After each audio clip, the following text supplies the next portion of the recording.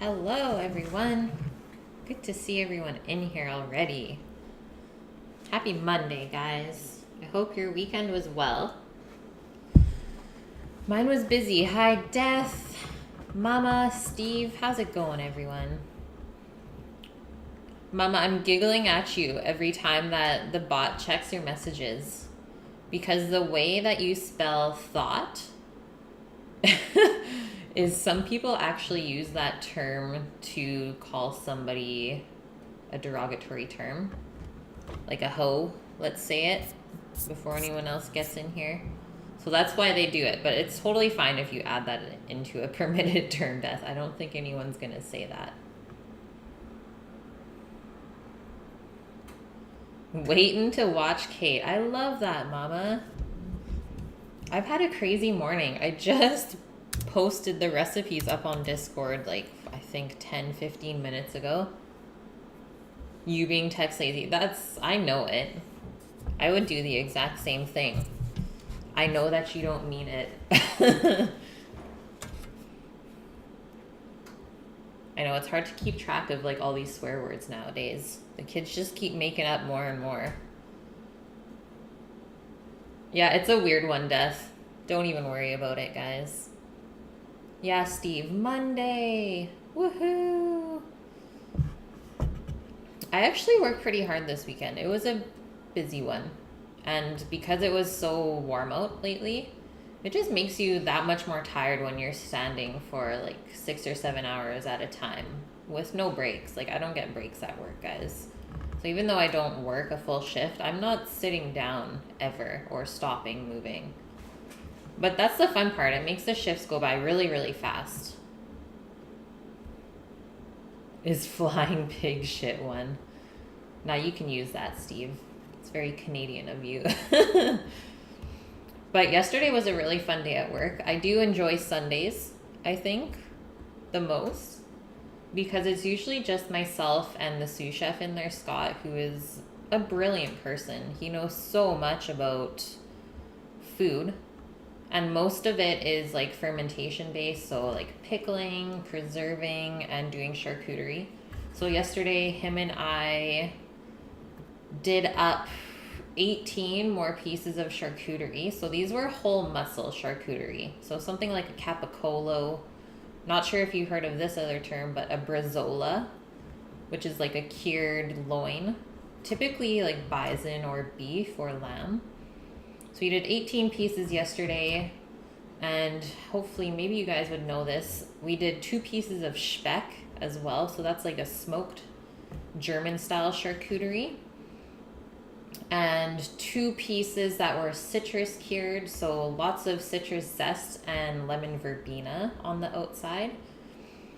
11 pieces of this one with mushroom cure on it. So it's like very earthy smelling and like almost yeasty or bready. It was giving me crazy like flashback memories of something when I was little, but I could not figure it out. No matter how many times I smelt it, I couldn't figure out what it was from or what I remembered it from, but something to do with like my grandparents, I would say. Hey Elvin, how are you? And then we did 4 capicolos as well. So when I say we did them up, so our first step in making these whole muscle charcuterie is to rub them down with the cure, which has not very much salt in it to begin with, and then we let it sit in a vacuum sealed bag for a month. And so yesterday the month was up and I had to rinse out all the stuff off the outside and then dry it off really nice, and then it sits in kind of a wine bath for a little bit. And this promotes yeast and like bacteria production as it cures, which is really good. And then Scott was the one that was like, I don't know if you've seen like ham in like a stretchy kind of bag, elastic bag. So we were using that kind of netting that you usually find around roast to wrap all the charcuterie. So it was really nicely shaped. And then we had to tag it, weigh it, and then calculate what the finishing weight will be at, and then hang it up in the fridge. So that was a process, but it was really, really fun, and I'm learning a lot. Welcome in, Rush. How was the stream today? Did you get any wins? Hello, Skip. How's it going? And Palsh. Yeah, lemon verbena is so good, Elvin. I'm starting to realize just how amazing it is to work with. We use it quite often. So that was my weekend. Saturday was a busy one. Oh, and we did break the record at work for how many people they have served in one night. So in 4 hours, they cooked for 71 people, which for the size of the restaurant, that's really good because I think there's only around 30 seats, maybe even less. So yay for that, breaking records. I would hope that maybe I have something to do with it, just being able to help them prep more stuff. Thanks for the follow, Skip. Good to see new people in here always. And the one biddy. One is still better than none. 4th, 3rd, and 2nds, but no one. It eluded you. We'll just blame it on it being Monday, Rush. You're practicing. When Celebrity Kate starts working yet, the restaurant will go doorbuster. No, guys, it's not all me. I don't even really work during service. And then after work yesterday, Sam and I went for a drive to a pizza place that's around 20 minutes away. Really, really nice drive on the way. It's like all the way beside the ocean. It's a place called Stoked, and they do like authentic Italian wood-fired pizzas. So worth it. Like some of the best pizza I've eaten in a long, long time being on the island here. So that made me happy. You gave it your all, Skip. Well, then there you go. That's all you gotta worry about. Hey, Mrs. Rush, how are you? You're glad you're done with food service. It's just such a crazy lifestyle, but I can't get away from it. Fancy seeing you everywhere, Rush. Yeah. Okay, so today we are making some Thai food, and we're gonna make a curry paste from scratch, which I don't believe I've ever actually done yet, especially not a green curry. So I'm really excited to do that. And I have used this curry paste before from the restaurant, but I've not made it myself yet. We had someone else make it for us. So here's the recipe. You know it's good when it's like all stained up and folded. Like this has seen some stuff. So I have not typed this out yet, but I will do that after the stream. Sorry, I was a little short on time today. I did end up doing the grocery shopping and stuff this morning. So lots of driving around and stuff is pretty far away from where I'm at. So it always takes me just a little bit longer. You can't handle the stress, but you love making good food. Yeah, that's why I kind of stepped away for 5 months, Skip. And now I'm just kind of slowly getting myself back into it. But I'm only in a prep position, so I don't really have to commit fully to like the line cook role, which takes a lot more thought and effort. Okay, and then to go with our green curry, so obviously this can be vegetarian if you want to, but I'm going to put in some chicken today. So I'm actually going to make chicken stock with you guys on stream as well. I had a couple of carcasses left over from butchery last week. So we'll roast up those chicken carcasses. I just have them on the side here on a sheet pan, and that's why you heard the oven go off behind me, because I just preheated it. So I can put the chicken in right now to start roasting the bones. And I'm going to say it'll probably take around half an hour. We just want them to turn golden brown, and then that's going to get a lot more flavor into our stock later on. So this is the way that my little carcasses look. It's the back with the wing attached and the breastbones. So I'll check those, let's say every 15 minutes. And then I also picked up some Japanese eggplant today. Those are the longer, skinny purple ones. that are like a more bright, vibrant purple. And some portobello mushrooms that will cube up into nice chunks. Some sweet bell peppers. And we have some peas from the garden. So I'll see how many snap peas we have. I know I just have a bag of both the snap peas and the shelling peas mixed up. So we'll go through that.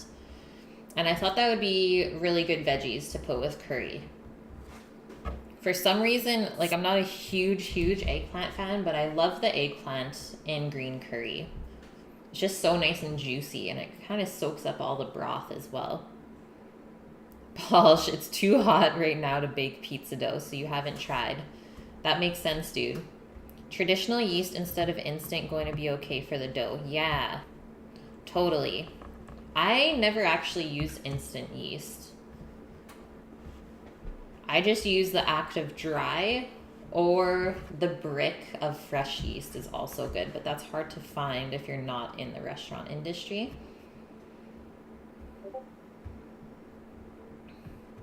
I'm great, Mrs. Rush. How's baby Thomas? How many colleagues get to prep with Kate? So usually it's chef, myself, and then the sous chef, and the veg prep guy, who's actually very good as well. And that's it. And then we have a dishwasher. And sometimes we have like a pastry chef girl come in on the weekends, but it hasn't been every weekend. So there's usually just 4 of us in the kitchen, and that's more than enough for the size of it. Did I get a new cam? I look extra sharp. I did not, Millie. But you know what? We did get blinds. So I don't know if it blocking off that little bit on the top part of the window is maybe helping with the lighting in here. So maybe that's a good thing. Okay, and then obviously we're gonna steam up some rice, just plain for our curry. And I want to make this really nice whole roasted cauliflower from a Jamie Oliver recipe. So it has a bunch of spices, and then around 15 minutes before it's done, you pour in some canned tomatoes in the mix, and then you kind of serve it with that like kind of spicy tomato sauce. I thought that would be a nice little refreshing side dish to go with curry, because it is very warm out here today, and it has been for, I would say, the past week, and coming up this whole week, no clouds, no rain at all. So it's gonna get very dry here. Even despite how humid it is, the ground just gets insanely dry, like almost drought dry, where we get like those dust cyclones everywhere. Okay, so our cauliflower recipe, we have garlic, paprika, thyme, lemon, a little bit of vinegar, and then like I said, the tomatoes. If we want, it says you can garnish it with like some almond for crunch, but I don't know if that's really needed if we have so many different flavors in the curry.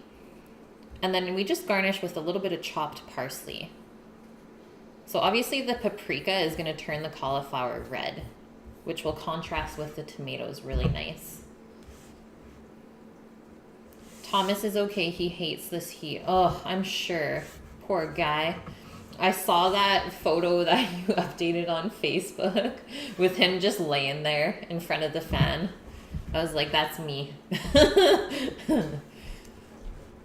It makes a difference. Well, that's good to know, Millie. It's keeping it a lot cooler in here as well, being able to close all the light out.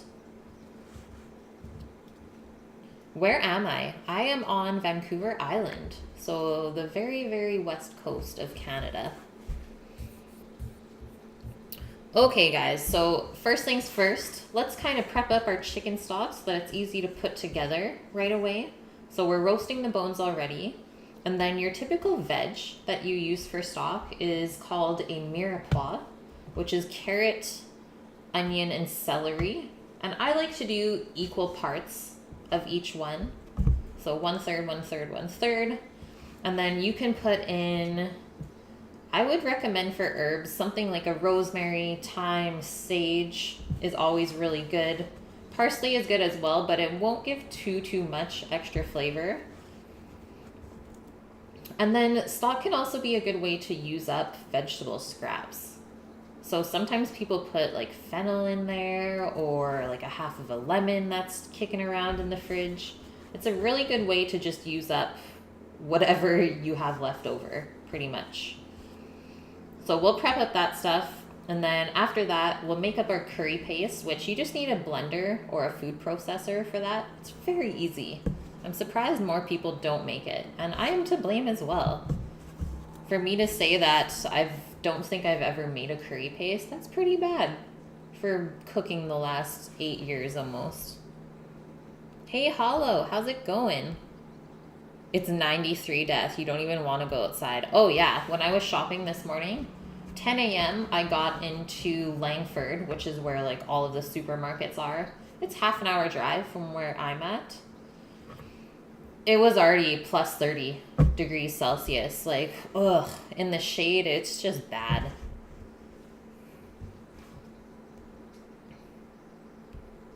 Hey, Jack Boy, how's it going? Vancouver Island seems to be home of several streamers and podcasters. Who else do you know out here, Skip?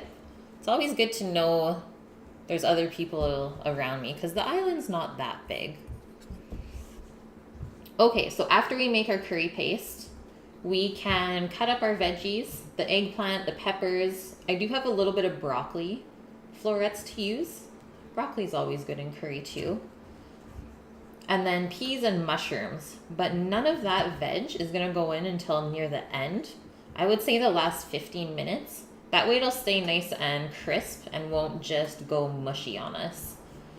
And to cook our chicken, so some people like to just cut it up into small pieces and then cook it in the broth. I think I'm going to poach the chicken in like whole pieces. So I have 4 legs, skin on, and 4 breasts, skin on. So we have to,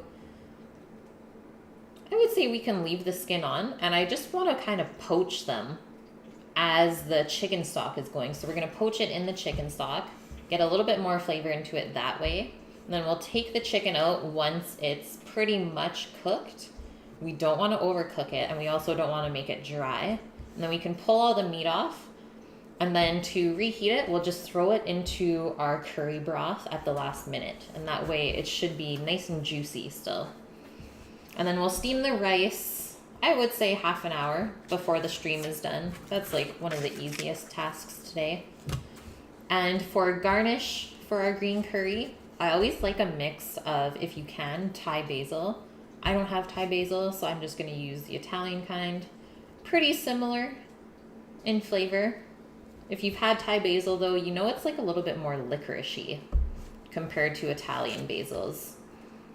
So basil and cilantro to garnish, just chopped up. And then just need to prep our cauliflower to roast, which will take around 40 minutes to cook up. So lots of veggie work today. I think it's going to be a fun one. We're going to have quite a bit of stuff going on. You can see my stove is like already full of all the pots we need. What's up, Albus? Quick question. How do you know if a mushroom is bad? The only time I've seen a bad mushroom is when it had like white little fuzzies on the outside of it. But otherwise, it probably would smell weird.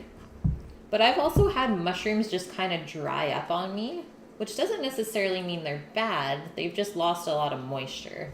So if you are scared, you could also just take that out of the fridge and dry it out somewhere that has like a lot of heat and air circulation.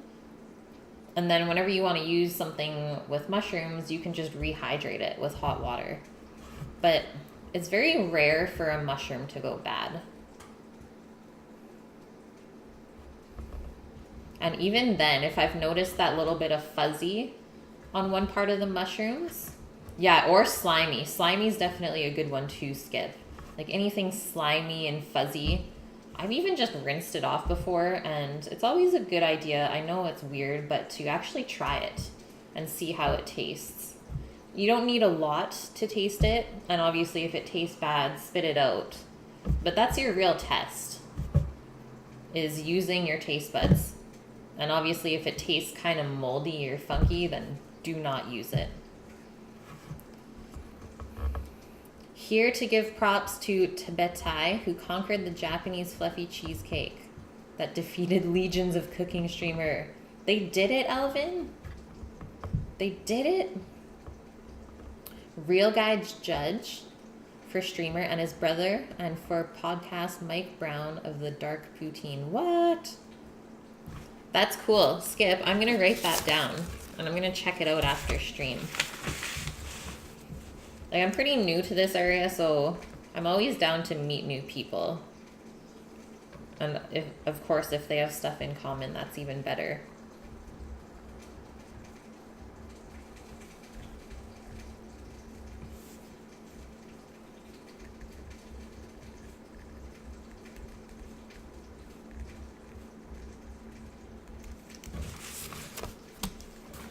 Hollow, there are no dumb questions. When preparing fresh mushrooms, should you do something to them before cooking? So mushrooms are grown in like a very heavy manure type soil. So yeah, they are grown in poop. But typically the mushrooms in the store have been washed off really well. But even then, you might open your package and some of them might have just like those little brown crusties on them. I always like to maybe just use a pastry brush or just your fingers to wipe that off. And if they're really, really dirty, then you can run them under cold water. Just the only thing about that is mushrooms will soak up a lot of that water. So if you're wanting to kind of fry it, that's going to inhibit that frying action there. So I don't typically wash my mushrooms because it's always better to keep them more dry.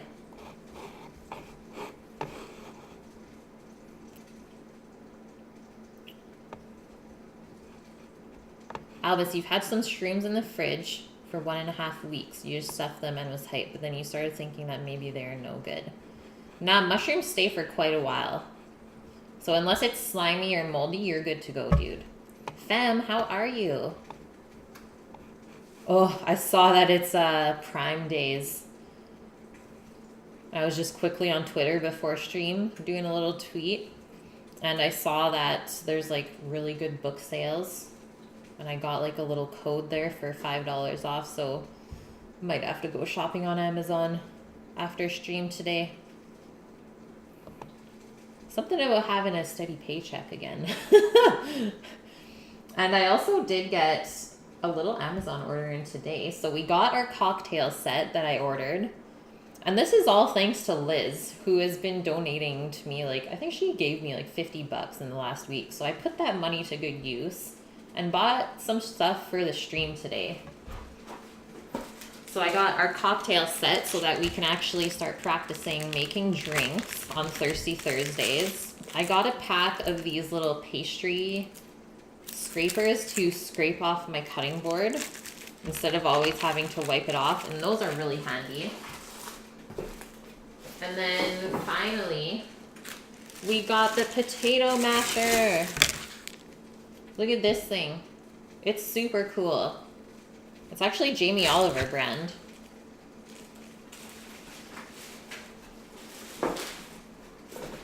So it's been a good day, guys.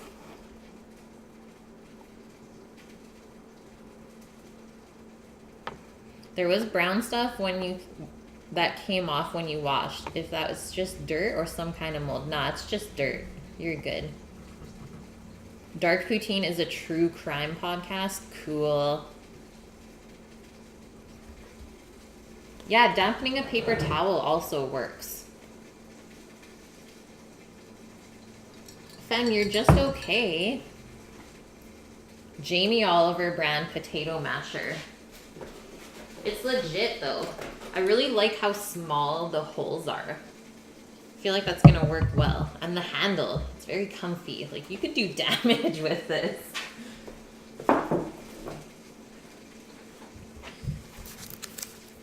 Yeah, Gordon Ramsay would mash Jamie. Just done. Okay. Let us prep up our carrots, onion, celery. That was 15 minutes. And I don't know if you guys can hear, but the chicken's sizzling. Oh, it's Okay. Okay, they still need more time. But they're looking good. Let's do an additional 15.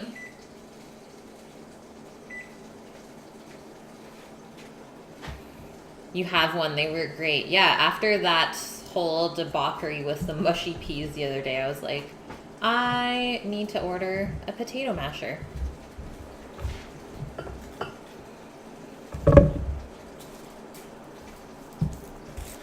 So 1 onion, 2 carrots, and 2 stalks of celery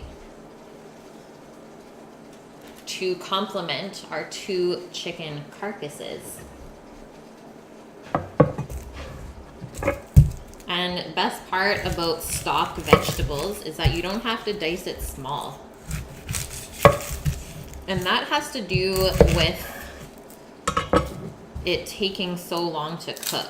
So we're not going to finish this stock on stream today. I'm going to let it go overnight, just like the beef stock last week, so that we can maximize the flavor. And then I'll strain it probably in the morning, depending on how it looks and tastes after that amount of time. Or I'll leave it go all the way until before the stream tomorrow.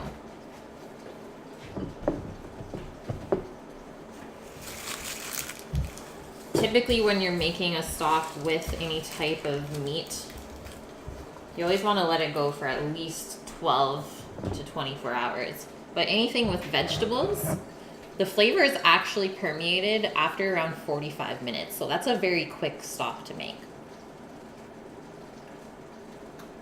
Yeah, using a ricer is like the best way to get fluffy mash, Skip. See ya, Steve. Hope you come back later, man.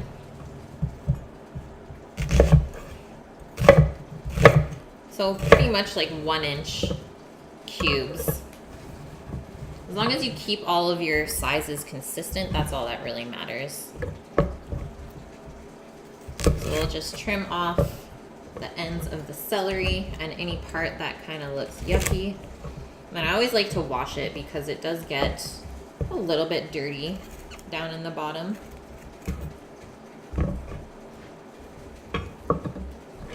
Yes, that's a good one too, Alvin. Is if you have a pressure cooker, you can make a stock even quicker.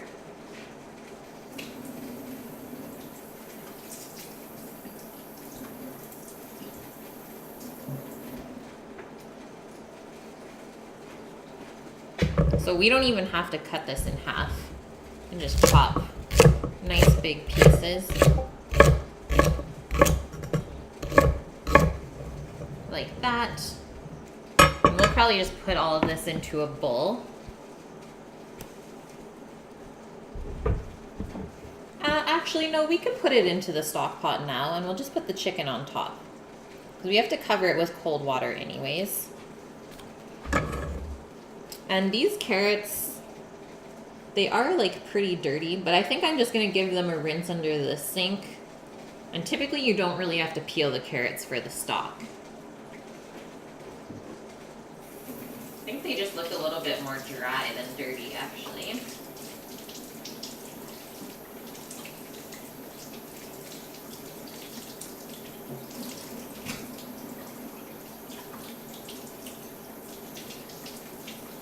Did anyone do anything fun this weekend?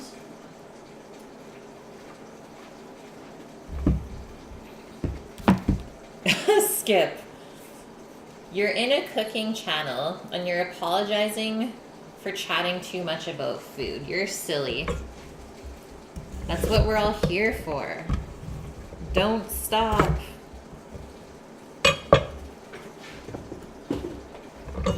Okay, and carrots, we'll do the same as the celery. Obviously, as you get to the fatter end, you can just cut the rounds a little bit thinner. That way we'll get just a little bit more surface area. Bam. Now let's take this. We'll go over to our pot, which is going to be this guy here, because we'll use the really big pot for our curry today.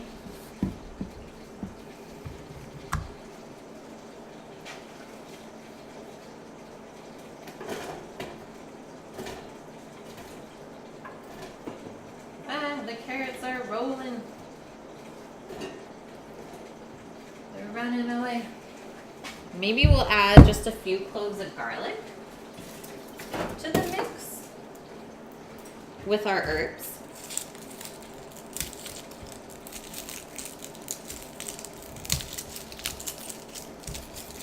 Let's do like these 4 small cloves. We don't have to chop them, we just need to peel them. So I always like to smash it to get the peel off. I find that is still the easiest way.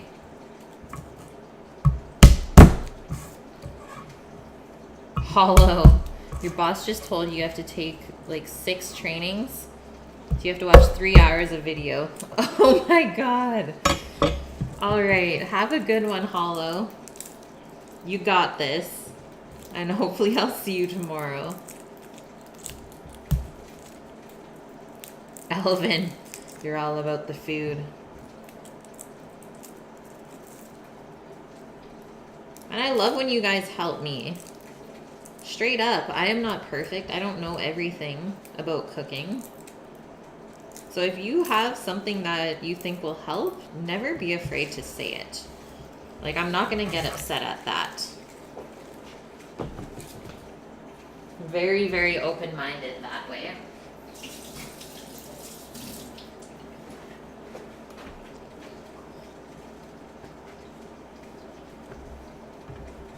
He tried 3 or 4 times to make that cheesecake. Let me just look at this. Oh, so much chicken fat.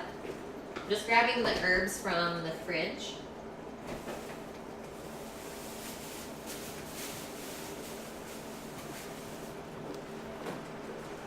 That's sesame.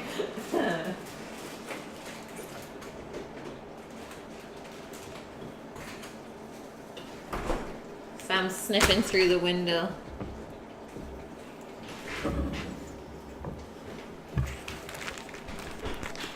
How are you? He got close, but he's not sure he nailed it. Dang, still? That's crazy. So we have some sage here. Pulling out some fresh thyme sprigs. You can use quite a bit of thyme. We got time for that.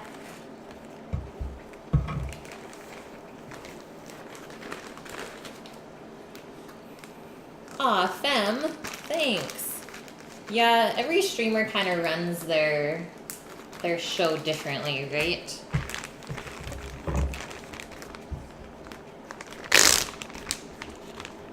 Which is totally fine. I mean, it's their thing, right? Okay, I am out of rosemary. So I'm just going to go snip some from the garden.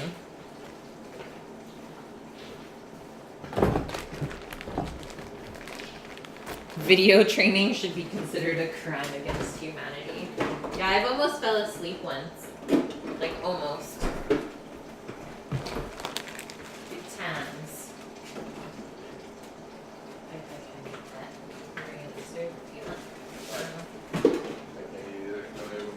Okay. Okay, I'm just gonna go grab that rosemary, guys. BRB.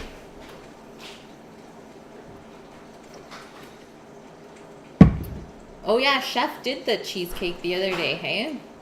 He did one in a mini. That might be easier to cook.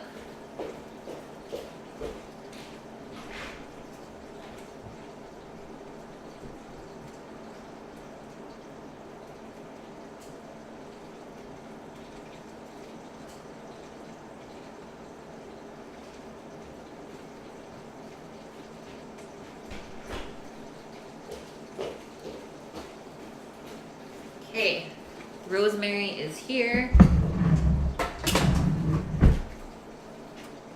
Yeah, time is on our side. Okay, and that's it. So the chicken has 5 minutes left for it to roast up. And then we'll put it in this pot. Cover it with cold water, and the cold water will keep your stock very, very nice and clear, so it won't go cloudy on you. So that's an important step as well. Never put hot water on top of your bones or meat when you're trying to make a stock or a broth.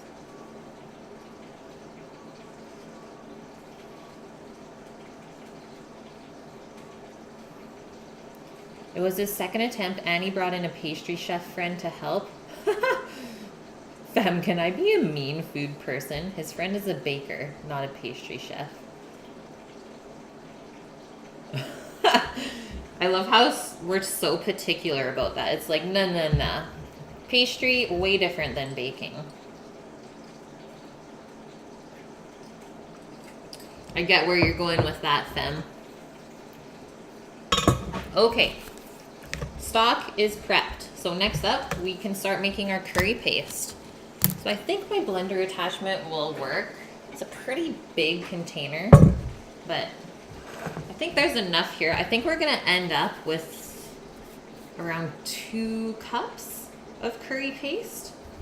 So yeah, it's quite a bit, but then I always like to just freeze it into smaller batches. Any dessert? Yeah, not today, Rush.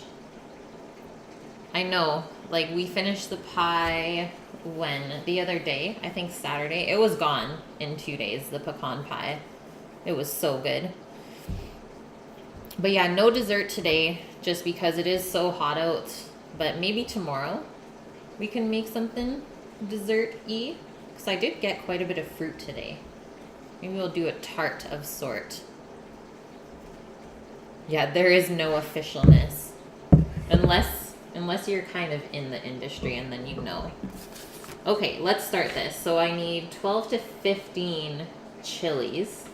I know that sounds like a lot, but I am using just bird's eye chilies, or Thai red chilies as they're called, and these ones I grew myself, and I don't find them quite as spicy as the ones that you can get in the store.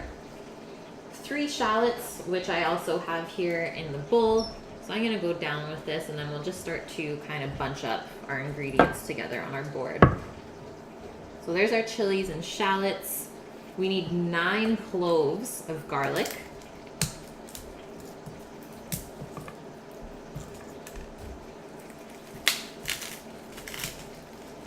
Oh, this stuff's drying up. I don't know if it's good still. It's okay, I do have more, guys.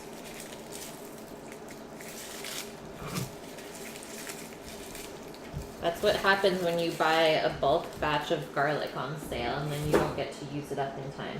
Let me just go grab a fresh bulb and then we'll get into that garlic.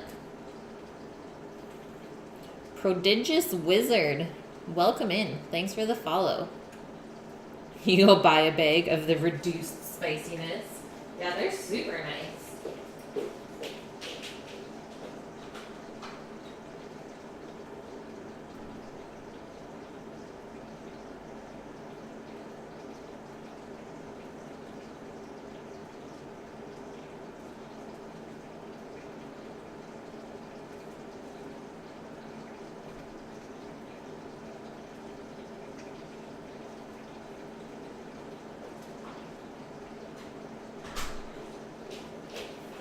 We got some garlic already. Look at this guy. The entire plant. Okay. I am calling it quits on those chicken carcasses. I'm going to try and get them out of here as fast as possible just because it is so smoky from the chicken fat.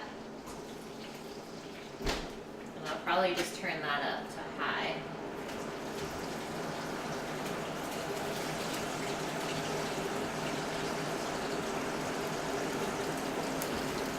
There we go. I'll just let that sit there for a sec.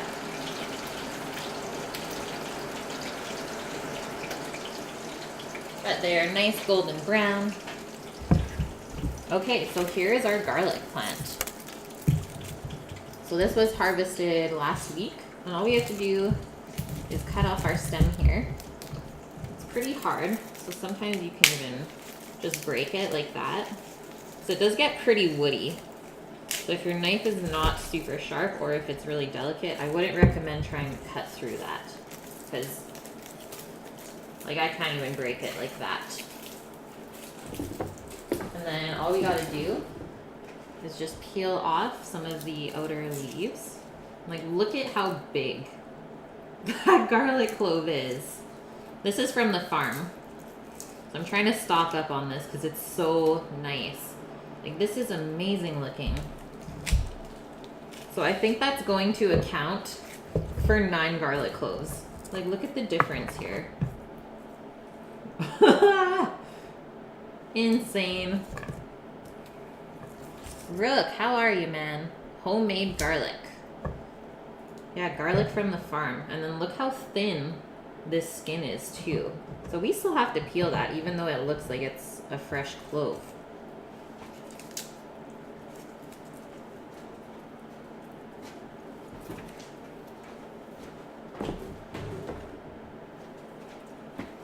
Hey, Optrix. I calmed you down. That's good, fam. I'm glad I could help you in any way possible. You're gonna give the cheesecake a go. Do it. I've never made it yet. You guys are freaking me out. I don't know if I could do it. Optrix, how are you, man? Okay, so let's try and smash this. Let's see how either hard or delicate it is. It's actually really nice. So look at how thin this skin is. Just peels right off. So nice.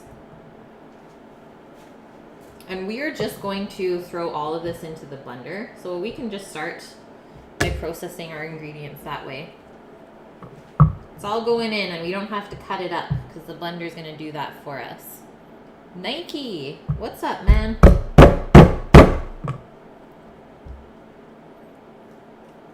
You had a French family of 4 visit this weekend. They just left. Cool. Did you have any French food by chance? You have a desk to sand. All right, fam. Hope you have a wonderful day then.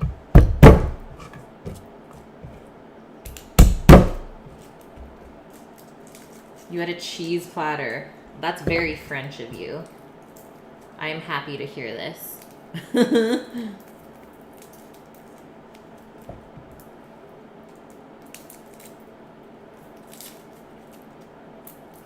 But the kids were interested in trying American food. Yeah, that's fair.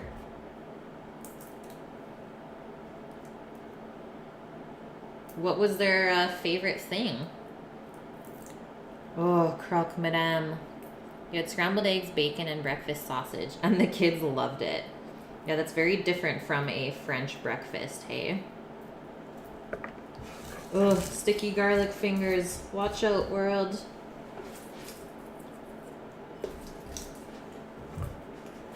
Gotta rinse that off. And then I think I'm gonna put the chicken in the pot so we can get our stock going.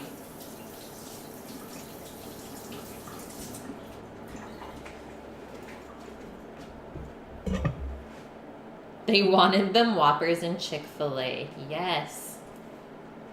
Oh, you went out for chicken wings?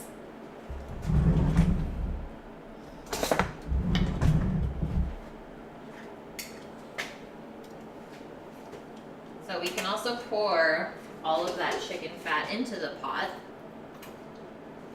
Oh, yeah. Look at all those juices.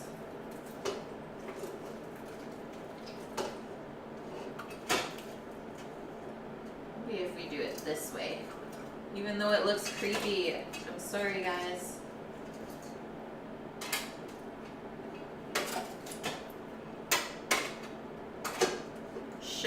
Should have put a parchment sheet under this. I thought I would be okay. It's not okay.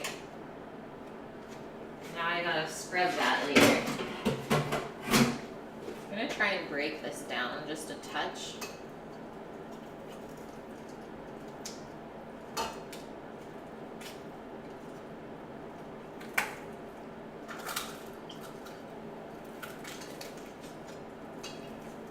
So it fits in the pot like that. Now I'm going to bring it to the sink and just cover it with cold water.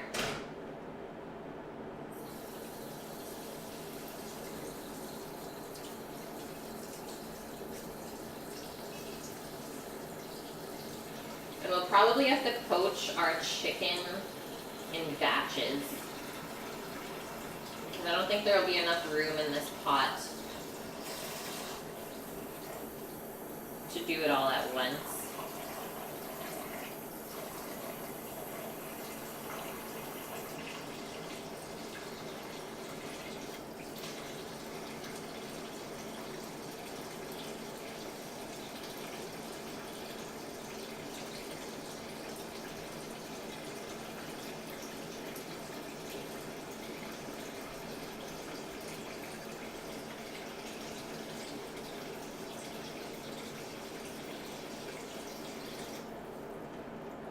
So there we go. We can turn it on high to start, and then we will just turn it down once it comes to a boil. This piece is bugging me. I don't really want anything to stick out of the water. You want it to be fully submerged. Okay, that looks good.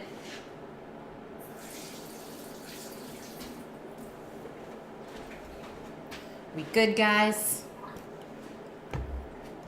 Let me catch up and chat with you.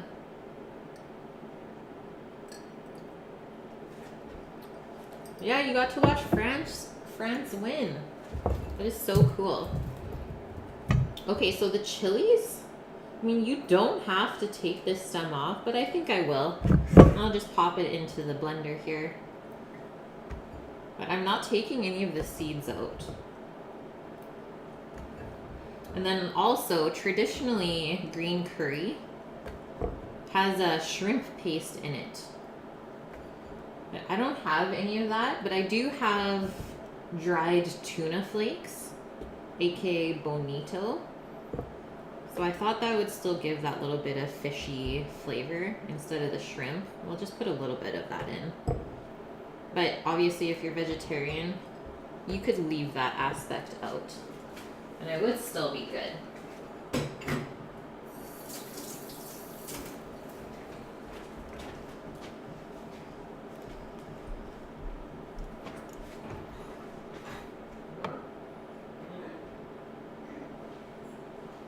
Hey Extinction, how are you? And Stelina Kitten.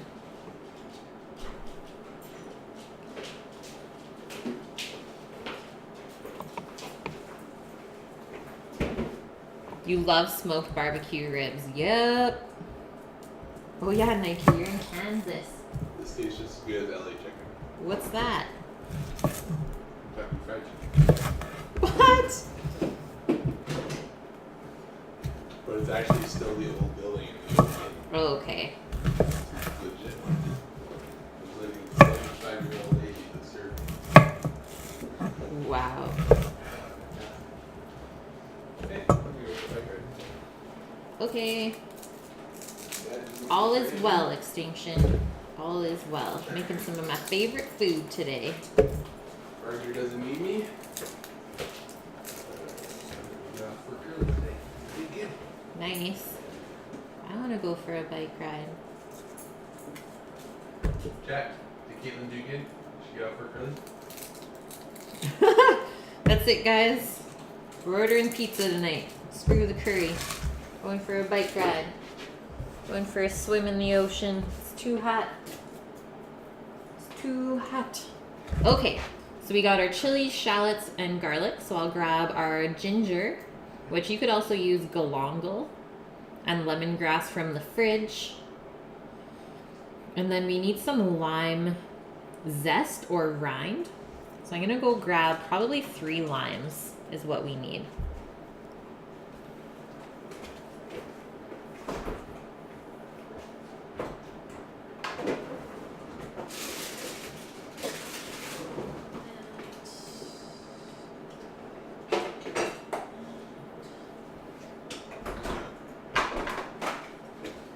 There's that. I'll be back in 10. You had pizza for lunch. Nice, Selena. I had pizza for dinner last night. So good. so good.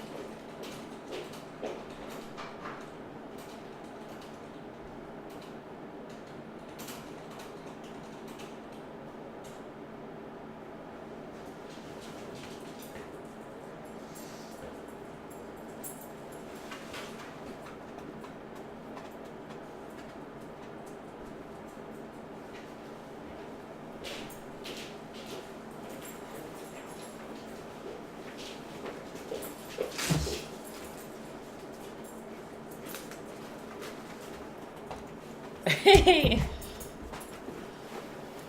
you crazies. You like your ribs rubbed dry with vinegar, mustard-based sauce, and or tomato-based. Oh, I need to come to the south, guys. Okay, so I find that the best way to keep lemongrass is just to buy this tube of the paste. Because I find if you buy like a bunch at one time, it just dries out in the fridge if you try and keep it for a little bit. So this has actually been great. So we need a tablespoon of lemongrass in our blender.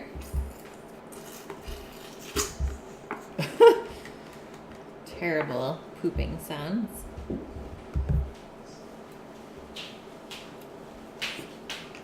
And I do have lemongrass growing outside. It's just not quite ready yet. And then a teaspoon of galango. So I probably don't even need this. I have ginger here. And I don't think, like maybe we'll peel it. But since we're blending it, it's not a necessity. And I'd rather use up this older stuff first. Liz, how are you? Oh my god, extinction. Spicy air. I used to get people all the time when I would roast jalapenos at work and spray off the pan in the dish pit. And obviously all the spicy vapors would go in the air. People just walk by and cough and like die. I'm evil. It's like you try and talk and you're just like strangled by the spicy air.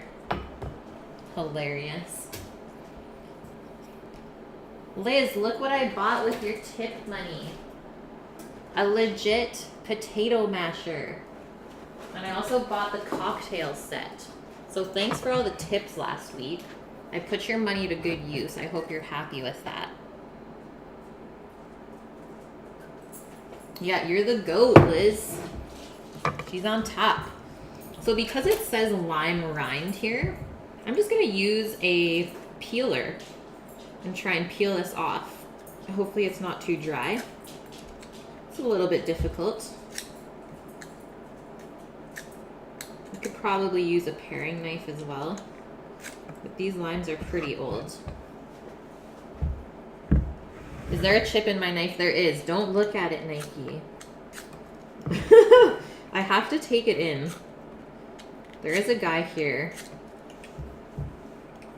I've just been bad. I've neglected. Okay, I think that's good.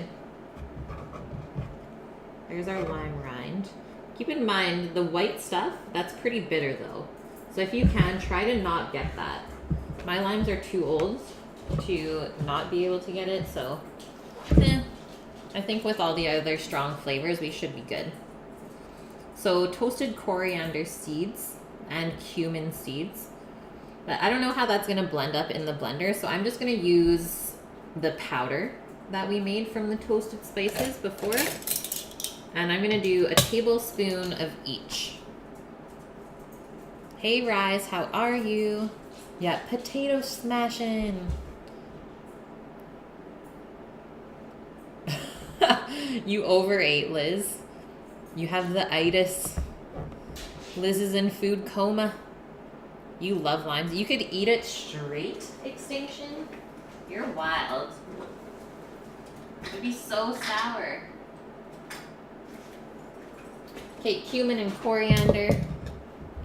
You'll need like Yukon Golds for any kind of potato dish you use, like mashed and baked. Yeah, Yukon or like new potatoes. Something really thin-skinned.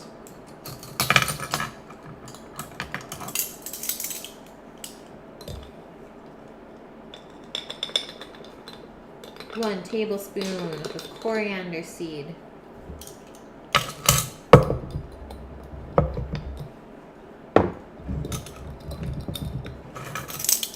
1 tablespoon of cumin, ground up.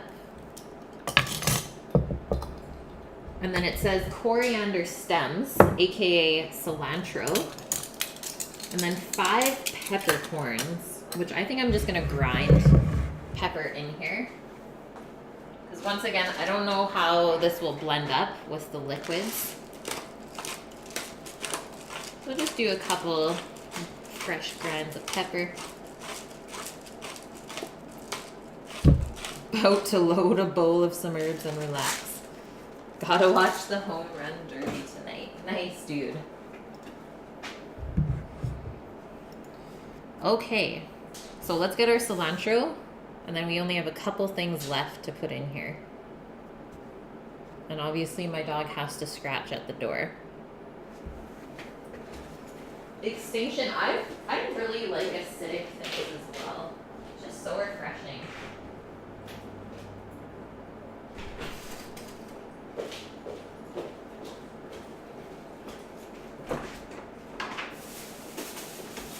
But I'm like more of a vinegar person than, let's say, a lime person.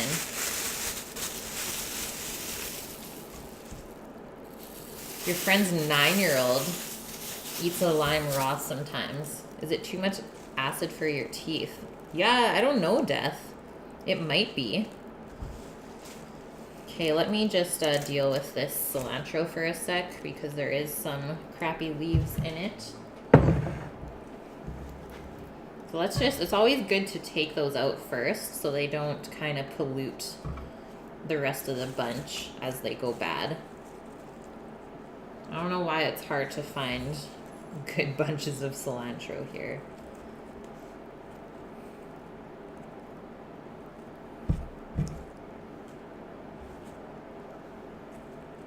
And so it said the stems, which is great. So obviously Thai green curry is a great way to use up cilantro stems, because typically people just cut it off when they chop up the herb anyways. So let's do that. Let's just use the bottom portion. Then we won't have to waste any of the nice leaves.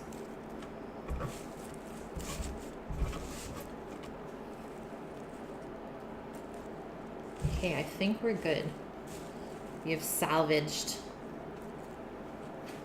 So throwing away this handful, sad. Sad, I know. You and your wife ate a fresh pineapple you bought at the store. It felt like the corners of your mouth were on fire and burning. Holy. Some people are really sensitive to pineapple though.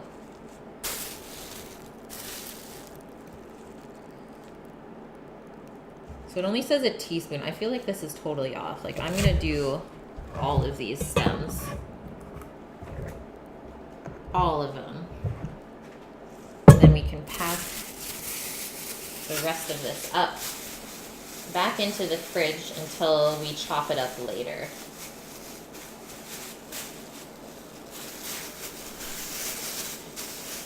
Yeah, we're using some coriander.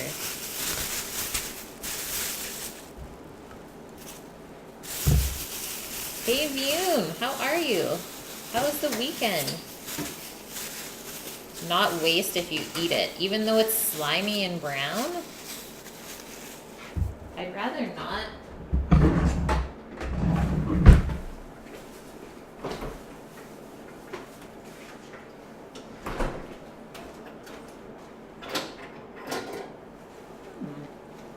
What are you doing, Sammy?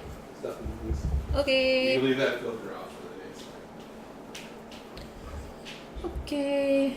Okay, we're coming up on the last of our ingredients. So we need some salt in here, some fish sauce, and some oil. So I think I want to use peanut oil in this. I think that's going to be great. And obviously fish sauce has salt as well.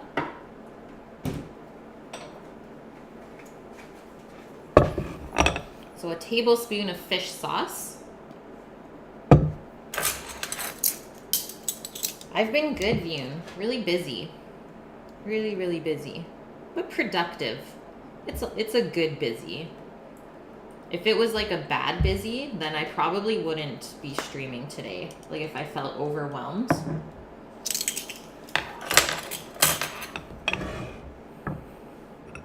Your green curry recipe calls for a lot more cilantro than your recipe. Yeah, I guess I'm just kind of making this one my own. Because mine only called for like a teaspoon. So we'll see how it tastes. And obviously we can adjust it if needed. So there's our salt, 2 teaspoons. Then I'm going to use enough peanut oil so that we can blend it until it's smooth. I think that's really important. So use oil as needed. Don't actually measure it.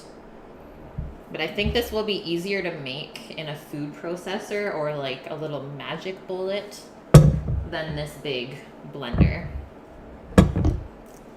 So let's just start with a touch of oil. I'm surprised there's no like lime juice in here either. I don't know, Optrix, but I have tasted this recipe before and it's good. I've just not made it myself. So let's start on a low speed.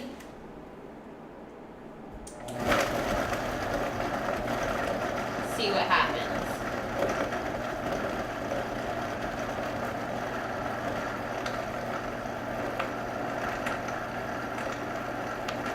There's definitely not enough liquid.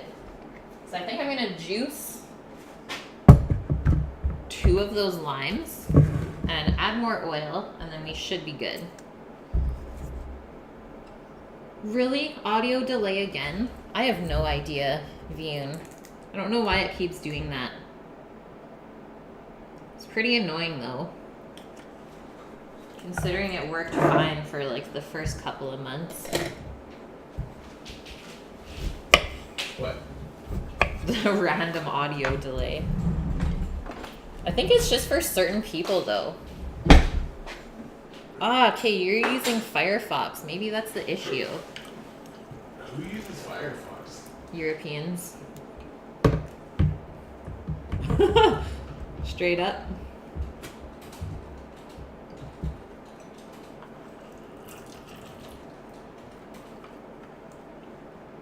Optrix, I'm guessing we're gonna add more cilantro than we did.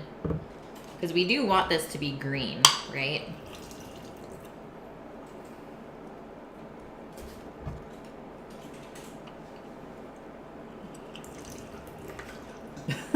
You guys are so bad.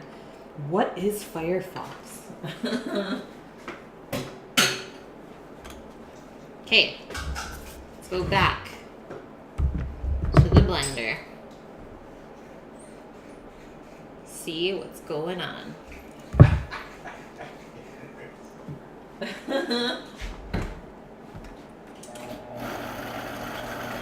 Oh yeah. Okay, we're blended now. I don't think it's gonna turn green though. Call it an audible, man. We didn't even do any curry history yet. I do have it open though.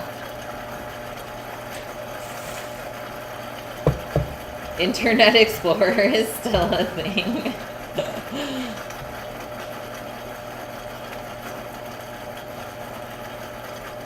Yeah, Nike, do it. Start streaming.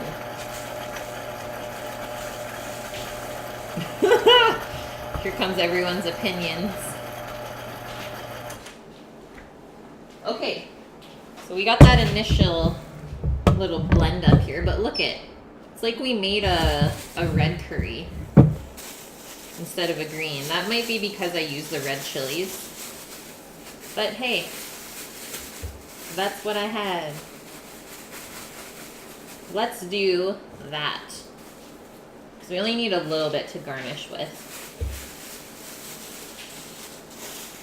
Thanks, Nikki's Mike. I do enjoy the cleaver. Okay, going back.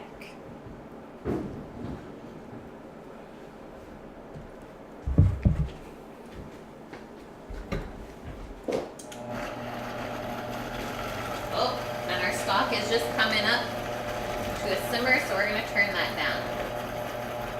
Low. But we'll turn the blender up.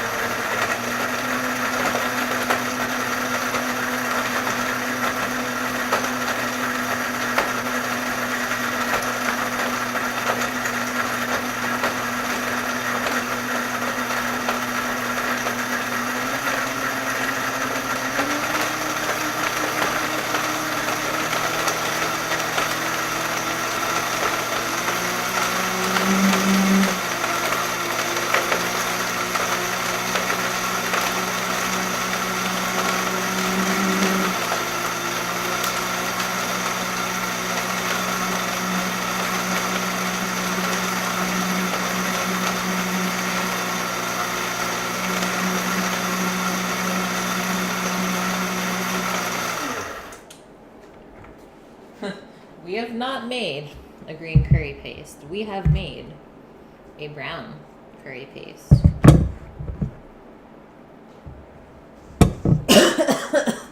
That's spicy. At first it smelled really good, and then I was like, nope, shouldn't have done that. Sam's dying from across the room. Okay, I think I'll just put a little bit more cilantro and maybe a handful of basil. That's also a good Thai flavor, and I think we'll be there. Definitely still want it to be green though. Obviously this is proving a little bit of a challenge. What's the difference between stock and broth? So typically broth doesn't have bones, whereas stock you use bones and you cook it for longer. See you later. Bye. Okay. Have a good ride.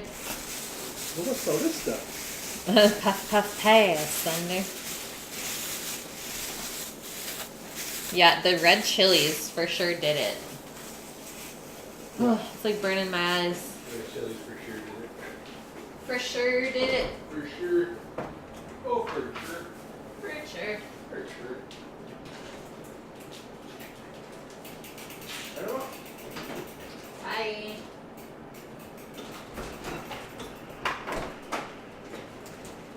Let's try and green it up. You're scarred for life. Yeah, Sammy and his green helmet. Okay, I just put a handful of basil. Let's try this. One more time. One more time. Feelings are free. We gotta celebrate.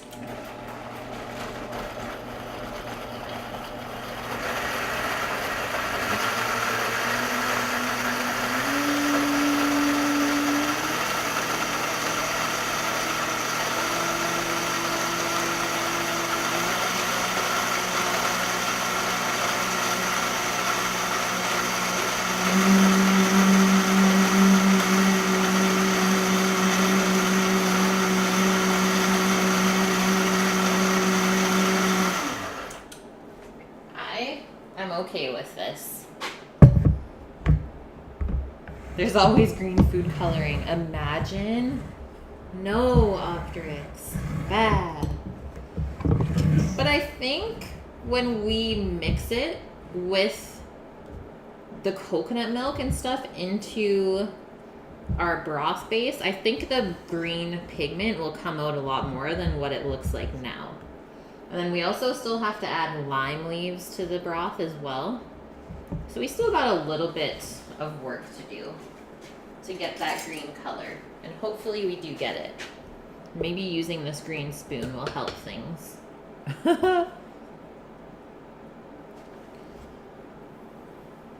Oh my god. Death, where are you, man?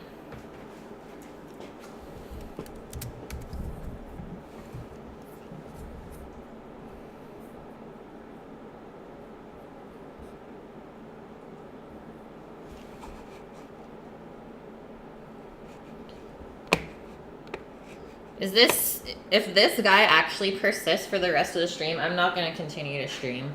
Because it's just going to piss me off. You guys know that we dealt with him on Friday. And Death and I, like, had a big talk about it, but obviously he came back.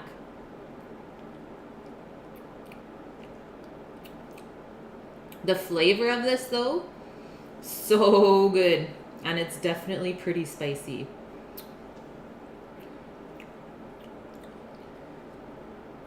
I'm sure I do have access to green Thai chilies, but I just have so many reds that I've been wanting to use them up.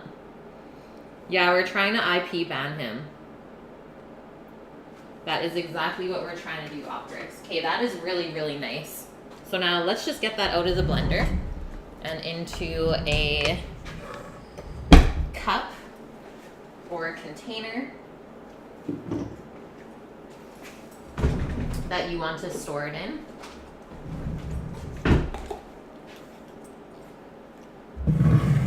This dude should have been taken care of at birth. Man, you said it, Nike, not me.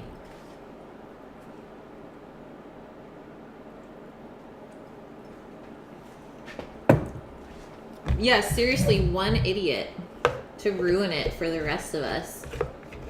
That's how the world's always been, though. I just don't understand how people can be like that.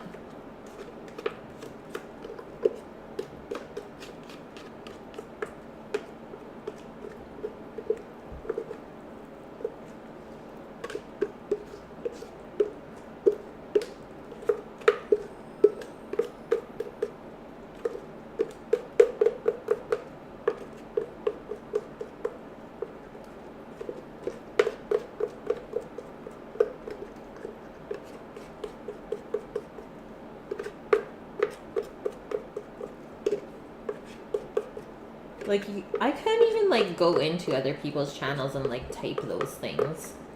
I don't know. I don't understand.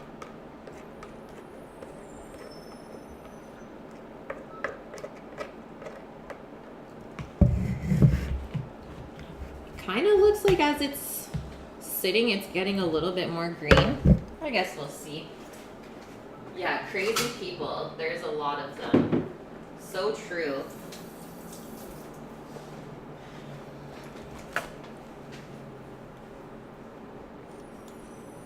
That is true. Yeah, we could always go into sub mode if we really needed to. Okay, so this, we're just going to store that into the fridge until we need it later. And I'm going to put a couple of our ingredients away.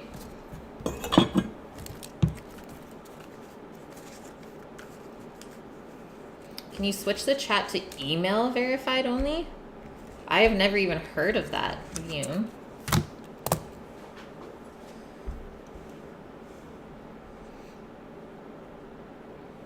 Yeah, everyone just go report him. And Twitch should be able to take care of it.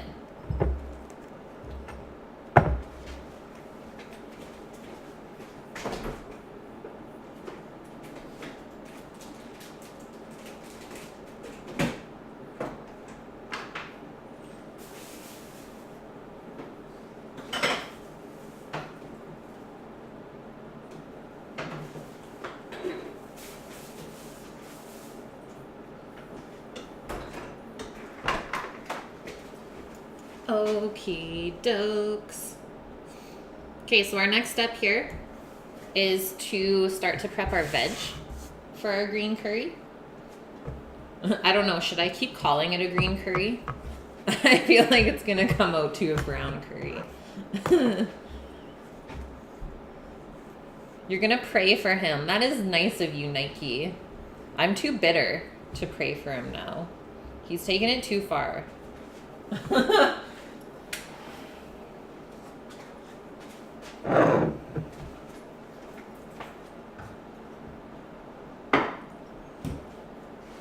You can probably leave the peanut oil out because you also do have to fry the curry paste before you make your kind of curry broth.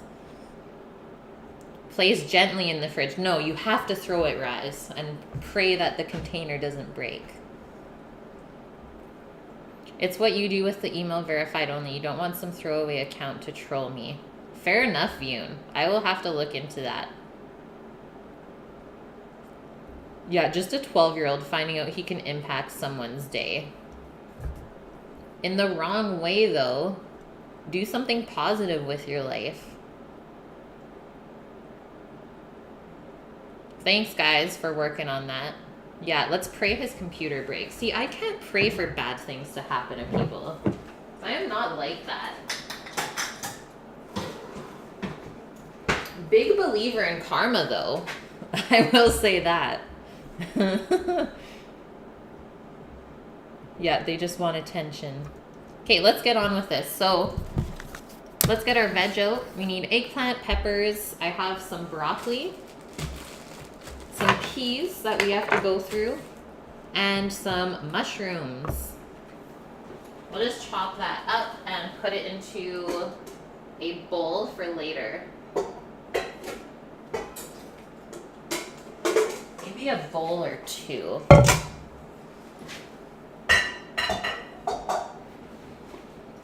Quite a bit of veg. I love when a curry is just loaded with vegetables.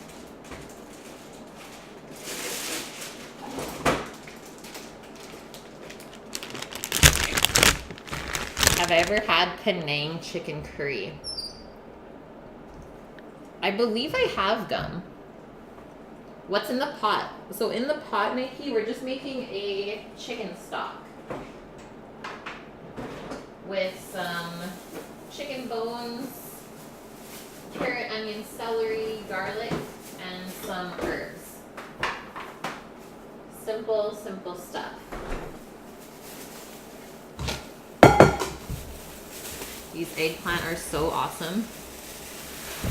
I just love the color more than anything. Used to have green and red curries, but you tried Penang and fell in love with it.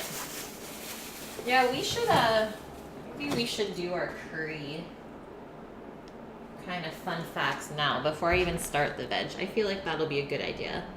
That way, just in case some people have never had green curry, they will start to understand just a little bit more what we're actually making today. Hey Sam, how's it going? Welcome in.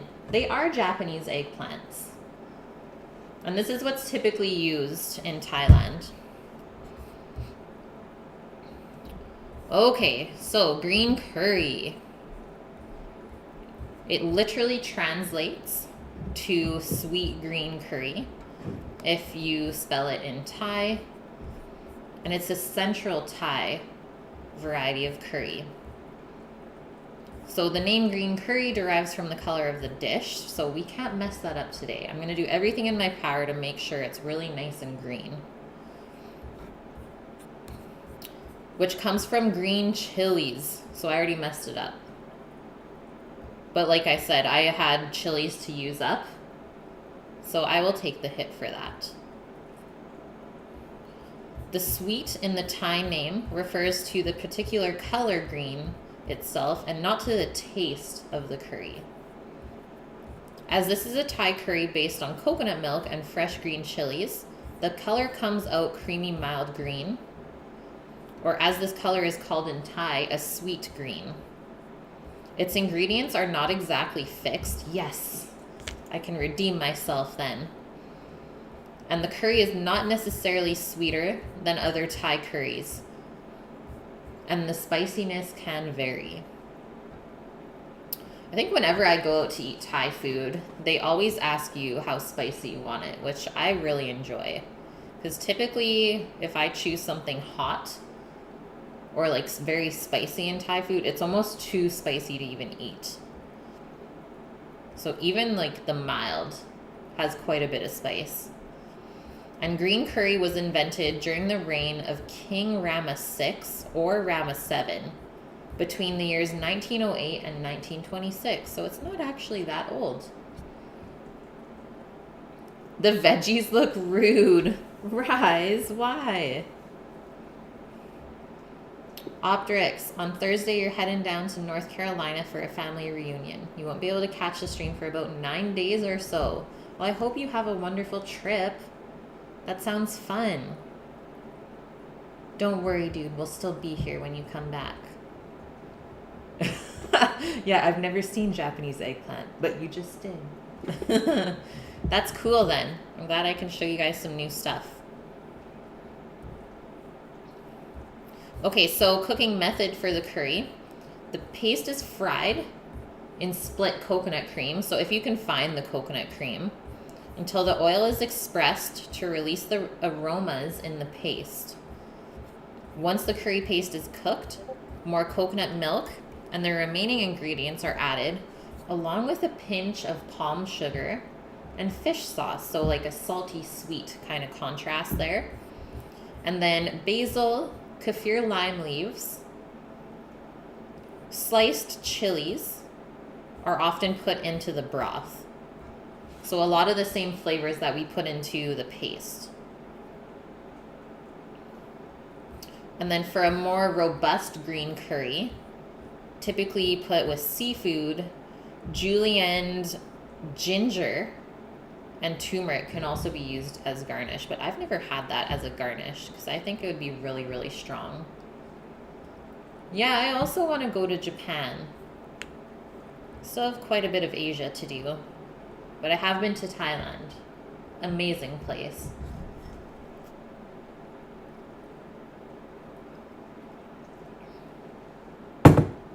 You're wondering if you can order kaffir lime leaves by Amazon, now that they're getting into the online groceries. I picked up this massive bag of dried lime leaves today. Best brand ever. Ha ha ha.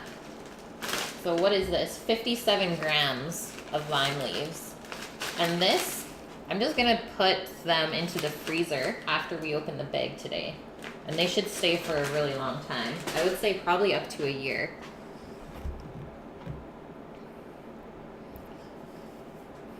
Nike, there's a Thai place here and you're just hooked to a pineapple fried rice. Yes. I love how Thai people do pineapple in their fried rice. I don't think I can have it any other way now. You want to score a job that can get you traveling all over the world. There's a lot of jobs that you can do that with, Stelina. You just need to know where to look.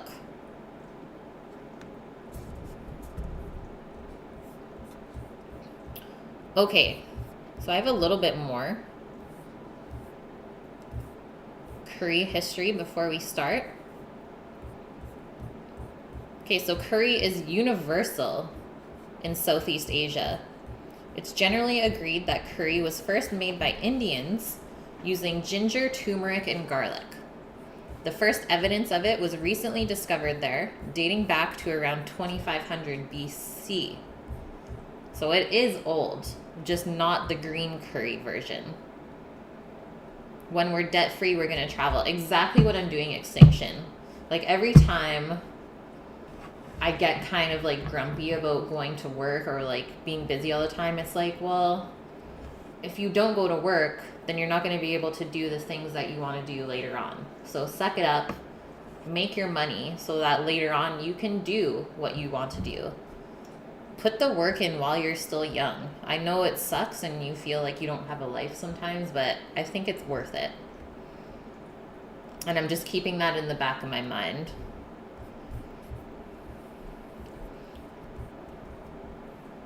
So the word curry is an anglicized version of the Tamil word kari, K-A-R-I.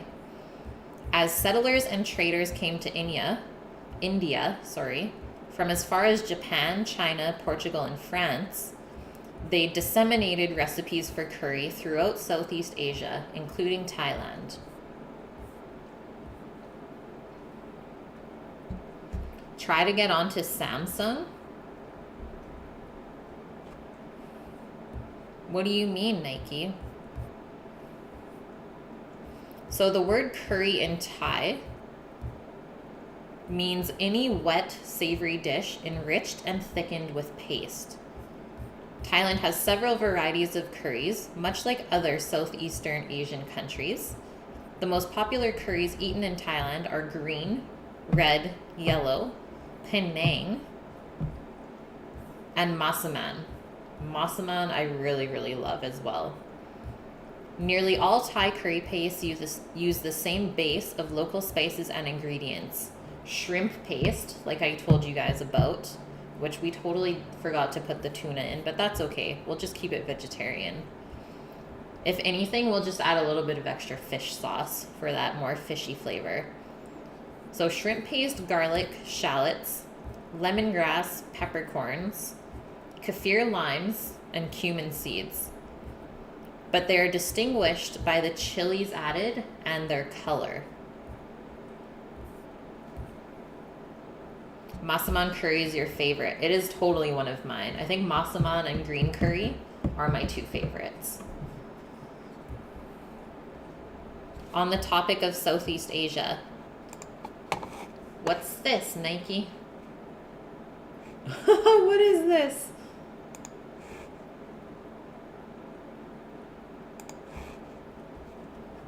Is that a bad video? I have no sound. So the shrimp paste is essential to a Thai curry thanks to the bold umami flavor. So it makes it taste really earthy. But like I said, if you don't have shrimp paste, fish sauce can also be used, which is a lot easier to find. And the use of shrimp paste dates back to the 8th century, the 8th, not the 18th, because it could be preserved and used for months without refrigeration, which is definitely a rarity in Southeast Asia. Like, I ruined my body from dairy when I was traveling in Asia for 3 months because you can't really get fresh milk. That's not a thing because there's no fridge anywhere. The only thing milk related is like ice cream or gelato, which is kind of silly because, like, why not have fridges if you have freezers everywhere? But anywho, so a lot of the Thai cooking, they use ingredients that don't have to be refrigerated.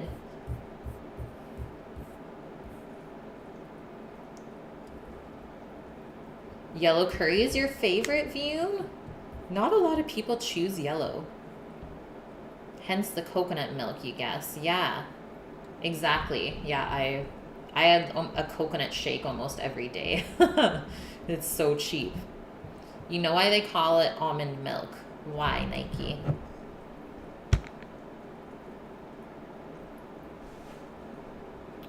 Okay, so the cultivation of chilies in Thailand began with Christopher Columbus. How cool is that? He first discovered chilies in the Caribbean and South America and brought them back to Western Europe, where chili peppers quickly became the choice spice in Europe, as the black pepper traditionally used to spice up food had become an expensive luxury item. So Portuguese traders then brought the chilies with them to their colonies in Asia. Portugal's presence in Thailand was brief, but the chili pepper stayed. So thanks, Portugal, for that. Imagine Thai food without spice. It wouldn't be nearly the same tasting.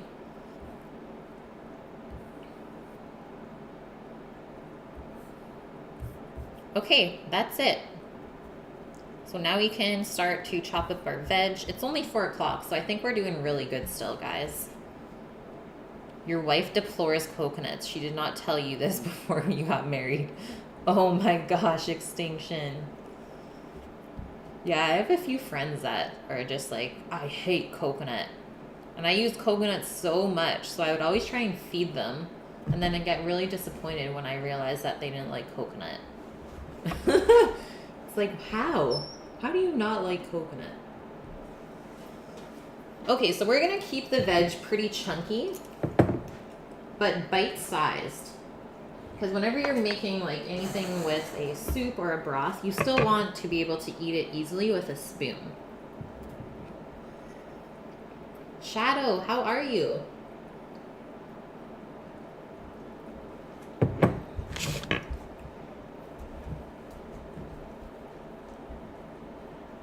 I just want to see the color of the eggplant under here and see if that's usable, but it doesn't really look like it is. So we'll just trim like right under these leaves.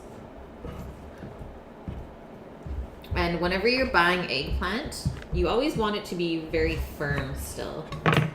So these aren't even the best because you can see it's a little bit soggy there. But I did pick the best ones I could find at the store. But don't buy the soggy eggplant because that means it's just dried up on the inside. Try to ask for nut juice without laughing. Yeah, exactly, Nike.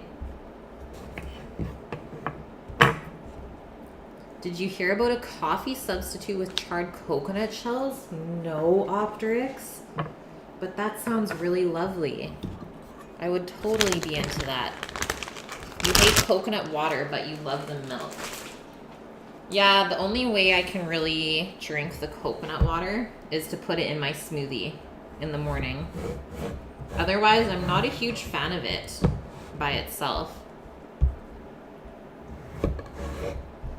But I do like its effects because it does actually keep you a little bit more hydrated, which if you're like me, you get dehydrated really quickly.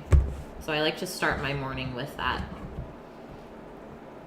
Okay, I don't know if we're gonna quarter this. Maybe we'll just cut like little triangular pieces out of it. Do something a little bit more fancy. Since we got some time to play around with our knife skills today.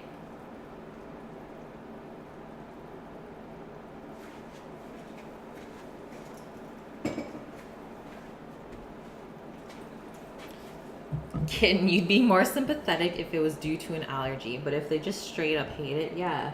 It's like, come on.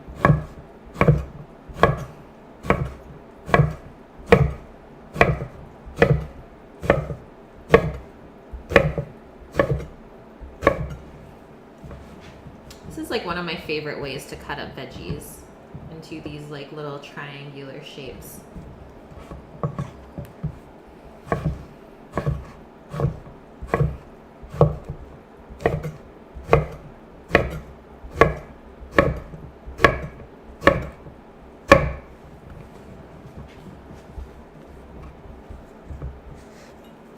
Coconut as a substitute to coffee or its own thing? Well, apparently you burn or char the shells or the outside of it.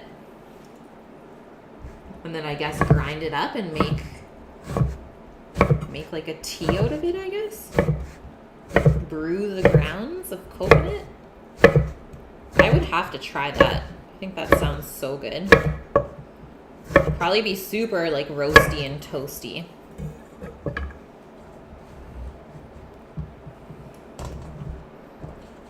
Okay, and you know what? The only thing here is when we cut eggplant, it's probably going to start to oxidize. So we may have to just toss this with a little bit of lime juice after it's cut up. You're game, but you're skeptical. Yeah, it probably is not going to have the same taste and also not the same effects. But if you're like me, you don't really need the effects of caffeine. I only drink it because I like the taste of it. But caffeine like really hypes me up, gets me going. So I'm only trying to have it 2 or 3 times a week now.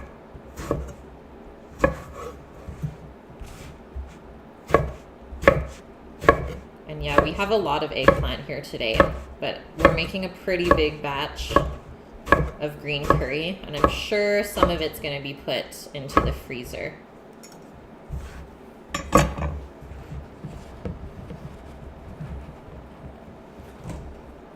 You hate mayo with a passion, but your wife likes it, so you just deal with it and get a kiss before she takes the first bite. Yeah. Me too, Extinction. I seriously love coffee. It's so good.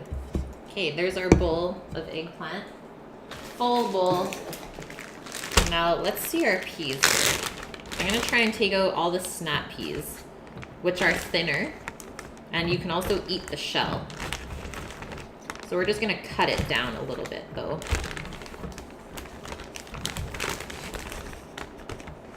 So that's the difference here, is these peas, you can't eat the shell, you can only eat the pea inside.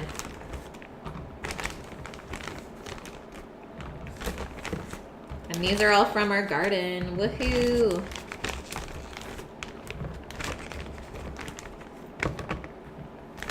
You like Arabica beans? I'm not super picky on my coffee bean. I do like a good dark roast though.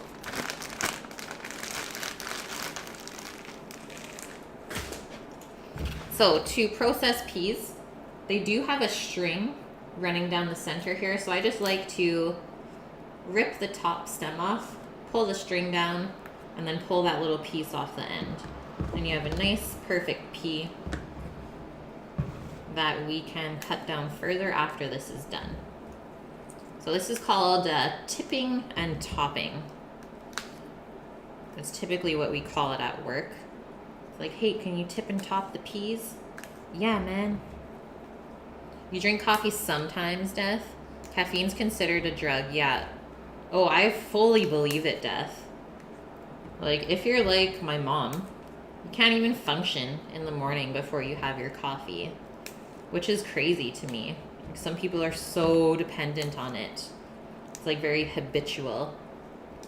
OMG, welcome in. How's it been? Smoking cannabis right now. Is that a drug? I'm afraid so, Extinction. Or Nike, sorry. You drink 5 cups of coffee a day. That would probably put me in the hospital. I would get so dehydrated. Green tea has caffeine without the jitters. Yeah, I do enjoy teas as well, Shadow. I tried to get into it, but I still love coffee more. I do have a bunch of teas I need to use up, though. Yeah, got 'em. Got 'em, Nike. Yeah, there's people who can actually function without coffee? What is this blasphemy? You've been, well, just busy with work. Working for Amazon is a pain in the butt, especially the next few days.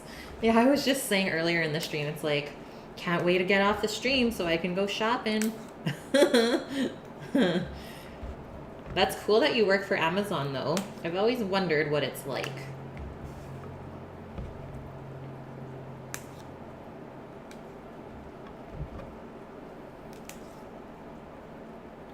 Yeah, polish can function without coffee. You got this, man. About to hit the weights. Just been lurking. Sounds good, dude. Have a great workout. Crush it. Nike, yes. Chicken tortilla soup. Is there anything that you feel you need to change from the last time you made it? And Tom, welcome in, man. Happy Monday. Hope you're not too rough today.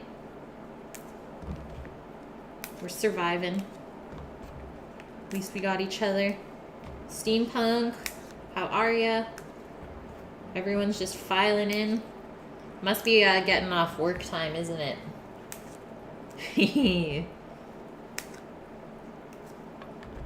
Okay, there's our peas. So I think we'll cut them into thirds because they're pretty large. You did a better job behaving. I'm proud of you.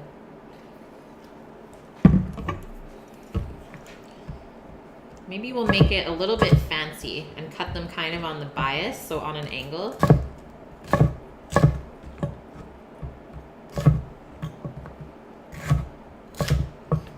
Add fresh avocado at the end. Cube them. Nice. Yeah, avocado in tortilla soup, so good. And I was in Costco today and I noticed they brought in frozen avocado chunks. So that's a thing now, which makes sense because stuff that's really fatty actually freezes really well because there's not as much water in it, so you're not going to get stuff freezer burnt as quickly.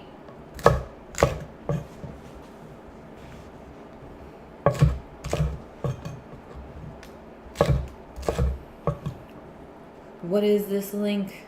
Oh, charcoal latte. Yes. Summer's coolest drinks. Oh, it was on HuffPost Canada. Has anyone had that charcoal ice cream? Because I've not. I'm going to read that after Optrix, but thanks for posting it. Super interested. Yeah, they're so fresh. Surprised Posh isn't down here. I need to try one. It's so sweet. It's going to have great contrast to our spicy curry.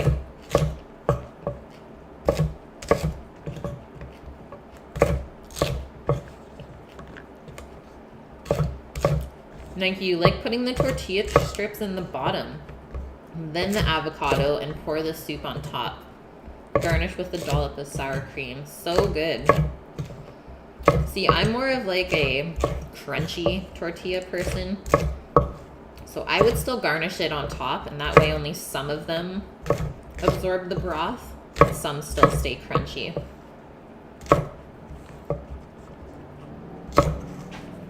There we go. You don't want any charcoal in your diet. Well, apparently it's very purifying, Shadow. It's like it kind of cleanses you. I don't know. Kind of weird. Okay, I have a little bit of broccoli here, and I have a little bit more in the fridge.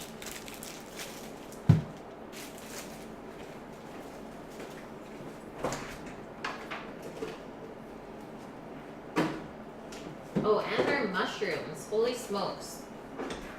I'm not messing around today with our veg. Not even. Optrix! Yay! Free sub! Thanks, man. Love that you were able to do that before you went away. Thank you for all of the continued support. Man, I still owe you those cookies. Let me know what flavor you want. Because the amount of gifted subs you've given in here definitely earned some fresh baked cookies from Kate. Nike, don't even joke about that stuff. Knife chips are not something to joke about. Whew. Okay, I just opened this container of broccoli. And the lid was like bulged. I don't know if it's good still.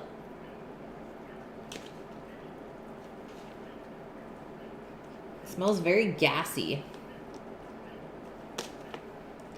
I don't think I'm going to use it. It's a little bit slimy. We waited too long, guys. At least we have that little bit. Sad times. But at least it can go into the compost. And we'll still make really good dirt with it. Yeah, it'll have to be when you're back. Totally. Because I want you to see them being made.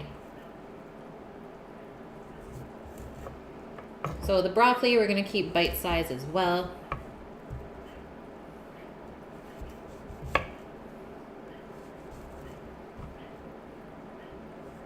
The cannabis friendly side too. And we got a good crew. 100%. If only the world would understand change. I am very hopeful for what is to come with Canada legalizing. Maybe that will make us a little bit more money in this country. Okay, let's do our peppers. So we need to seed them still. And then we'll just cut them into chunks. Canada's only an hour away from you. You thinking about coming out after? I would totally set you up like bed and breakfast style. I would cook you brekkie in the mornings. And that goes for anyone that wants to come visit from the stream.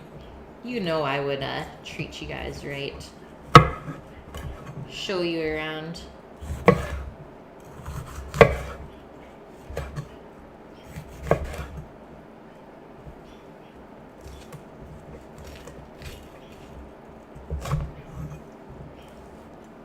Trying to keep all those seeds out of here. They're the worst.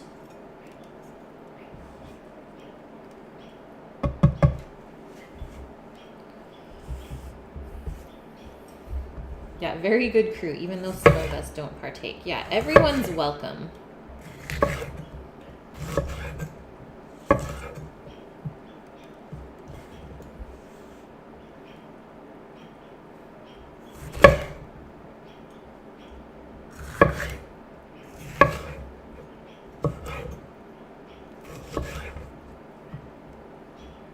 Careful. Yeah, extinction. I'm not scared. I love to meet new people.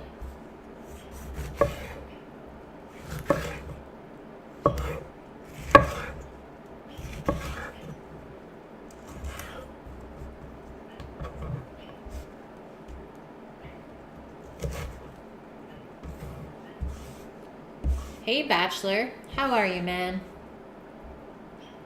This weekend was so hot you feel bad for your guests.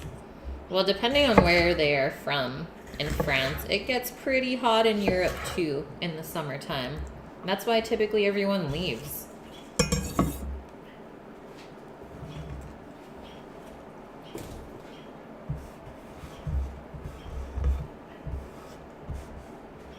Hey, Buff! You made it in, man. How are you feeling? You know, they're so nice and bright, hey? I really like the flavor of them, too. So crunchy. Okay, so we're just gonna make little chunks of this.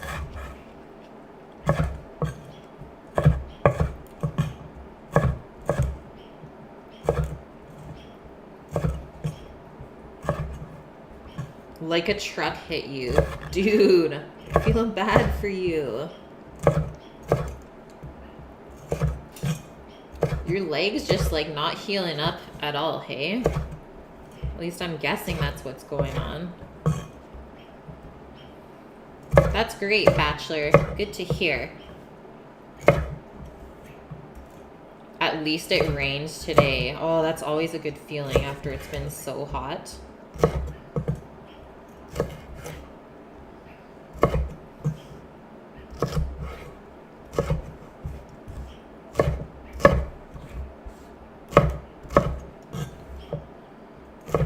Summer's nothing but humid. Same here, Nike.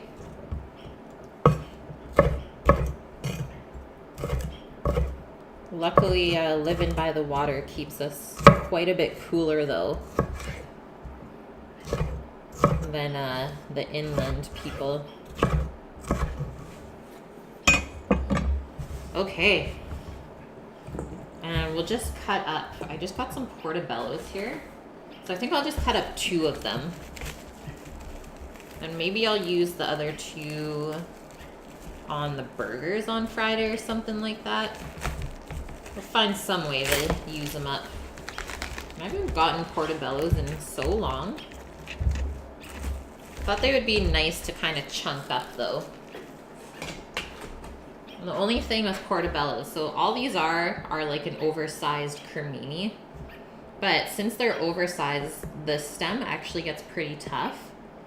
So that has to come out. So you can typically just tear it out like that. And if you feel bad about throwing it away, you can actually dry this and then make sort of a mushroom powder if you want to make mushroom soup. That's what we would do in the kitchen all the time to not waste them because we would process so much of it. So that's an option, which I think I'm going to take. Boom. So we'll set those aside and I'll deal with them later.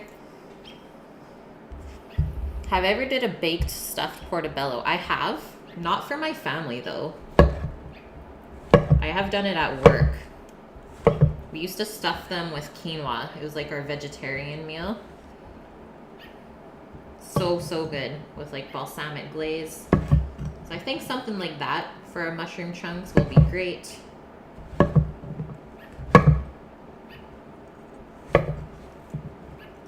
Can you guys hear my crazy little robin chirping away in the background? These are portobellos, Vium. So just a overgrown cremini mushroom. You've always eaten the stem, really? Well, I guess it's up to you then, whether you want to use it or not.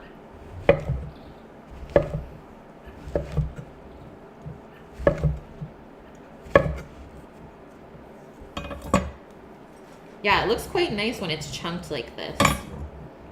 And that way it won't go as mushy either, compared to if we took little mushrooms and sliced them. Okay, all of our veg set is ready. The eggplant doesn't look like it's oxidizing too quickly, but I think we'll just still spritz some lime juice over top. So here comes my new scraper. Oh, mushroom shrapnel, gone. Off the board. So easy. And I don't have to dirty my cloth either. The triangle ones look like shark teeth, kind of. Bam. Okay, let's grab our lime. Limey.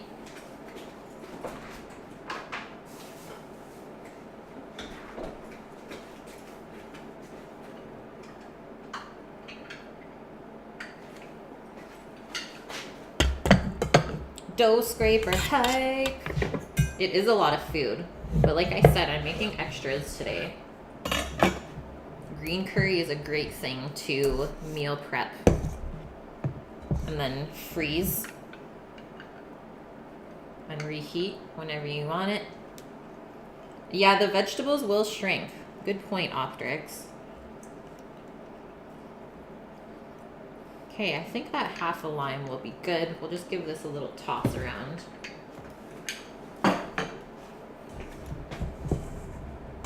Oh, it's still a lot of extinction.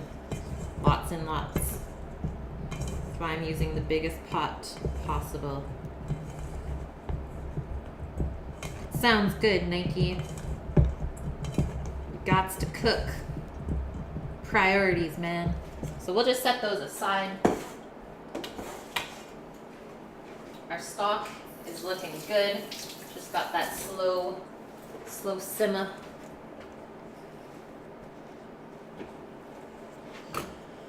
Okie dokes. So next up, we still need to poach the chicken pieces in our stock there.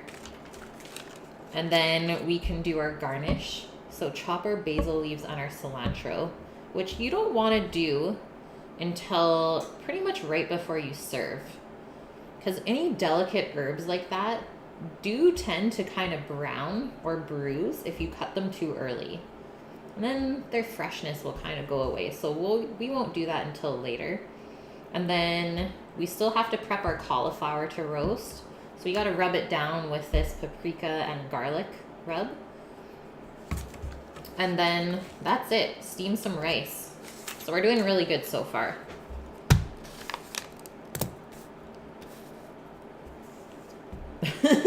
Yeah, I'm just feeding myself and my family mass amounts of food.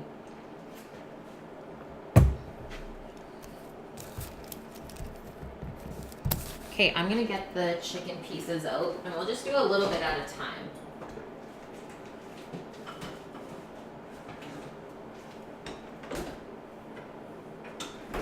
And then obviously cooking the chicken in the stock will give the stock more flavor. So we're kind of doing double duty here.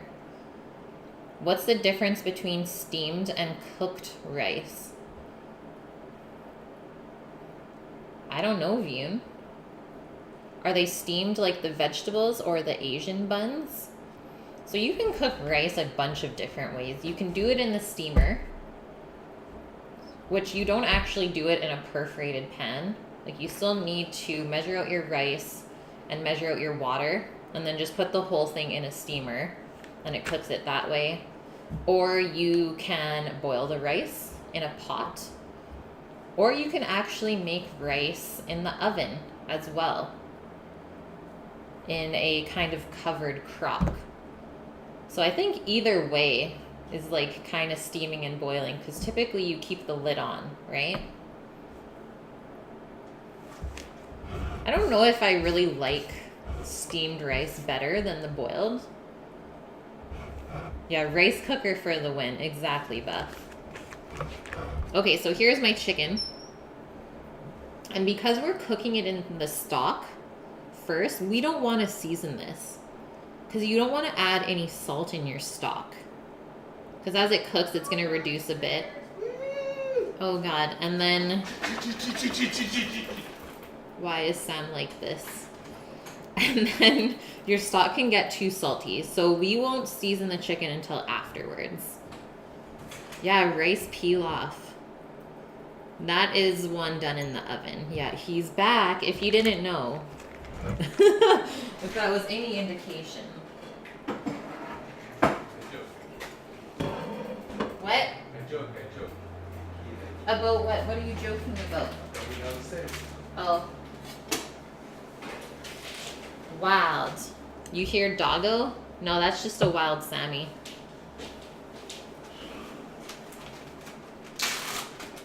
Okay, what's going on in here? Okay, we do have some room now. Maybe I can break that wing off.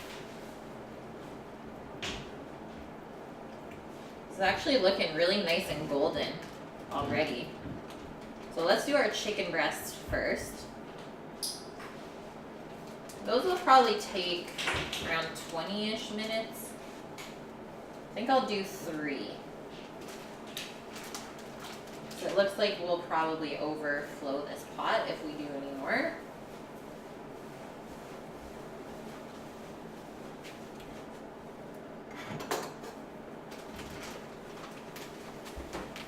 And we'll just have to do it in cycles.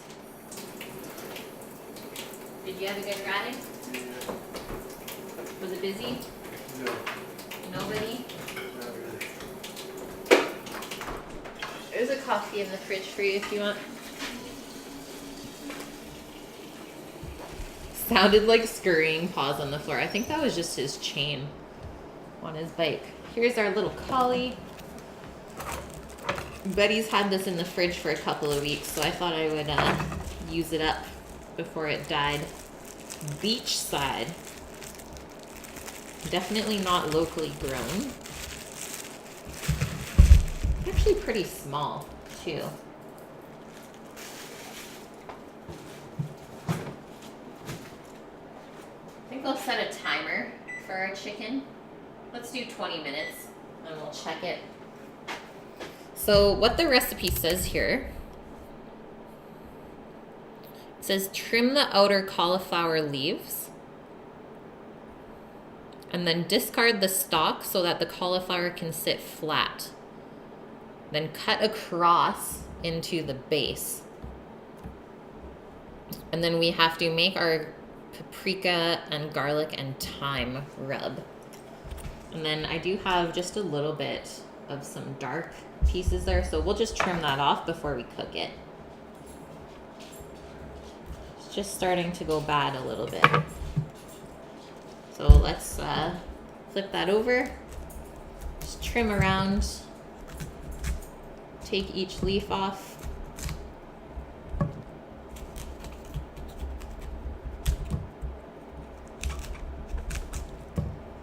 You want to be gentle because you don't want this to fall apart on you. You want to roast it whole. You could also tear it with your hands. That's an option. I got a doggo here who loves cauliflower. She is here to taste test for us.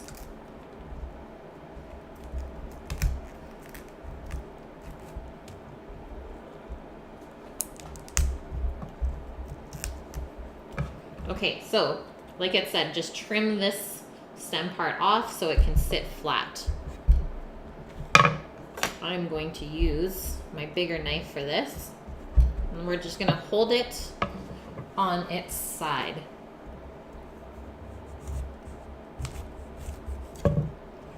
Like that. So now it can sit flat. We're still going to just cut a cross into this.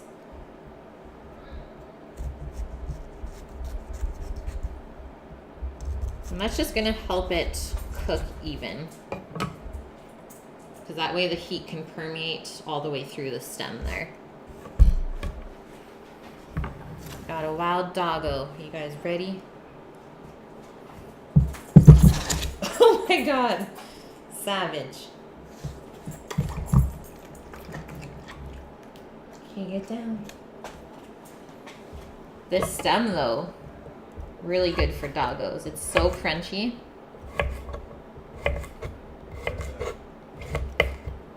Just gotta get our veggies today, guys. Oh, God. Are you crazy?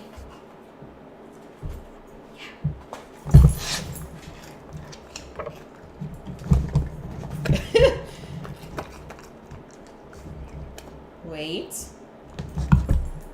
Kate, down. Good girl. Now we gotta clean up your slobbers.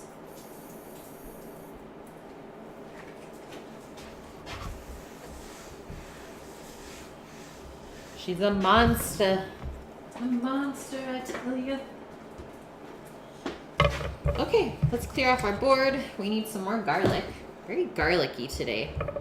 I am okay with this. Yeah, not allowed on the cutting board. She knows this. She shouldn't jump up without me telling her to. Sometimes she gets a little too excited, though.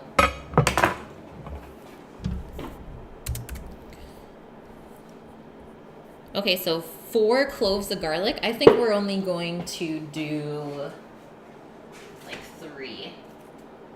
Let me check this older bulb here first.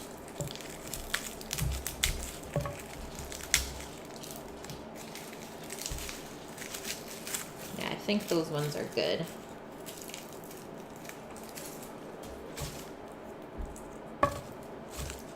She's a little bit dry. Actually, she's a lot dry. Oh, maybe they aren't good. See how it looks just kind of like shriveled up? It's gonna be really hard to even mince. So we'll chalk that up as a loss. Sad day for garlic, guys. Sad, sad day. Okay, so if you have a really big garlic clove, all you really need is 1. And it's crazy how tough this is to get off when it's still super fresh. Definitely doesn't pull apart as easily. Just gonna give this a little flip. / push it down.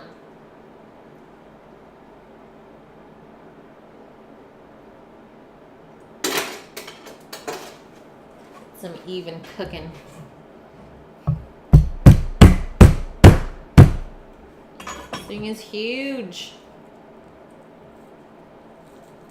Might be the biggest garlic clove I've ever used.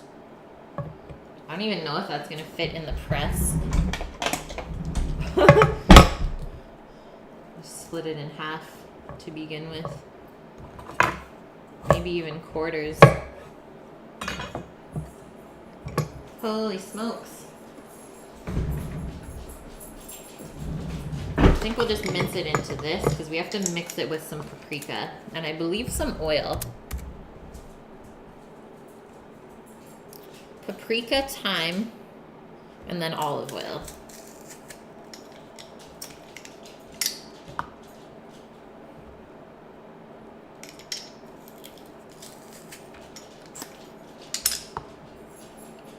This minces so nice.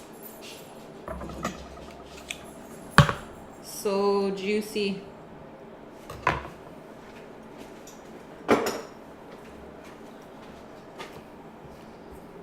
So 1 teaspoon of smoked paprika. And you could use spicy or sweet. I have the sweet one. Keep it a bit more mild since our curry is spicy.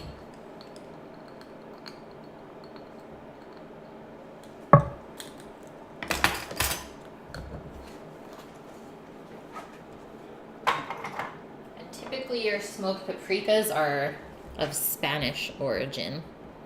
So it says 15 grams or half a bunch of fresh thyme. I don't know if I have any more picked at the moment. I'm just going gonna go grab a couple of stems from outside. Get that fresh picked time.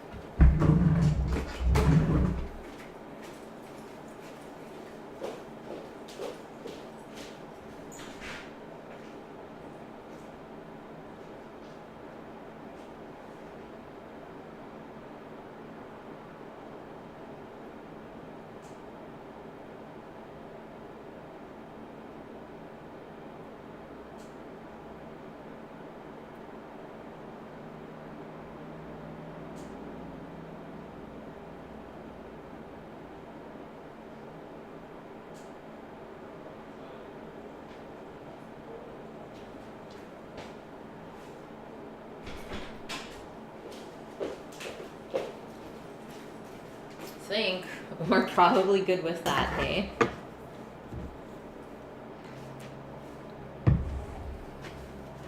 So we need to strip the leaves off of the stem because it's really tough. Then we'll just give it a nice little rough chop before we mix it in there.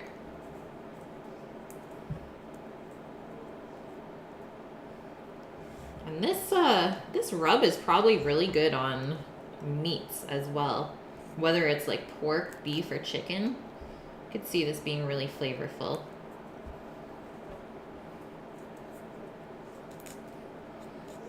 And while I got a bunch of you in here, let's do the question of the day, or a little bit of food for thought.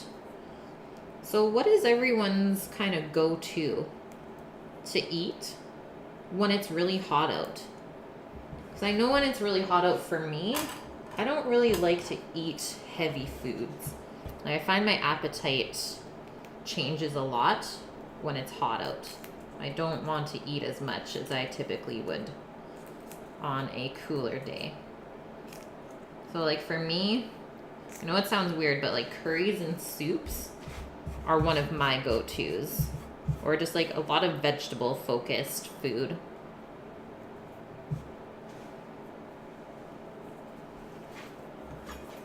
Pasta.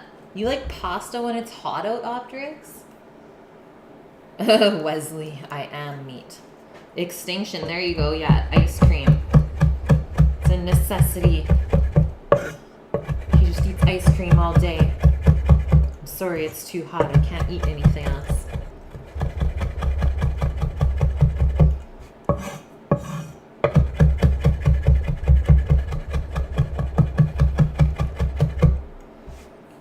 I was just thinking that too, Death. I was like, plus fruits. Fruits are always a good go-to. Something really juicy and refreshing. Viewing salad with chicken and yogurt sauce.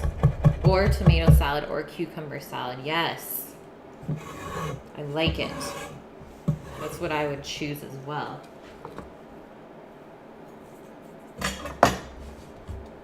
Shrimp is good. Yeah, that's a good one. Okay, let's get our olive oil out. And then we can just make our little rub here. This is like 2 tablespoons of olive oil. So just enough to kind of make it a paste. So you don't want it to fully run off of the cauliflower either. So then there's no point to really doing this. And I think I'm just gonna grab the pot that we're gonna bake it in now and dress it in there, just so we don't waste any of our wonderful rub.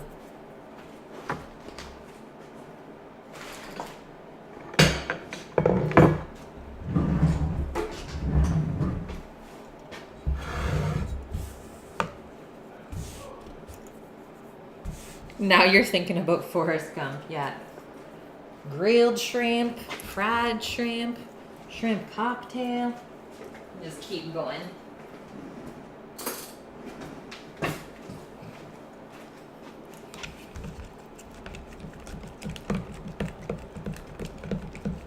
Yum.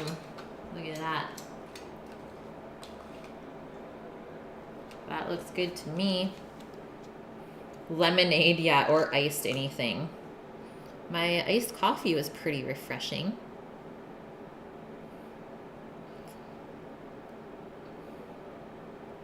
So it says drizzle the sherry over it and squeeze the lemon juice on top after we have put this rub on. And then I guess we'll put some salt on. Because it doesn't actually call for any salt, which is very weird. Come on, Jamie. That's like the most important thing in any cooking.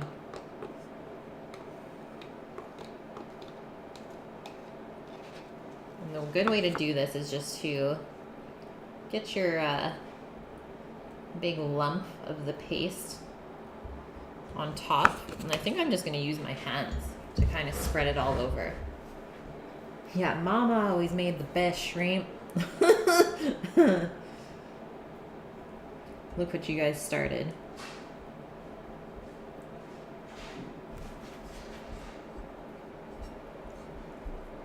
Our garlic is kind of falling off though. We'll do our best. Just kind of get it in all those crevices.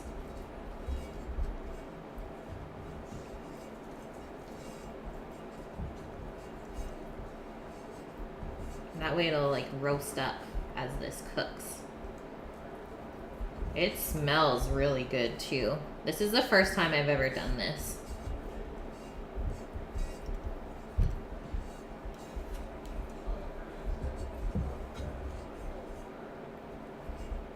Okay, we're all rubbed down. I think that looks good.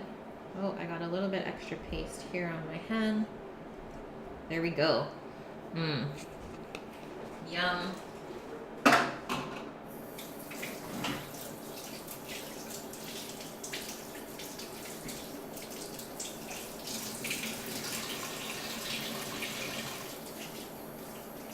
We also need lemon zest.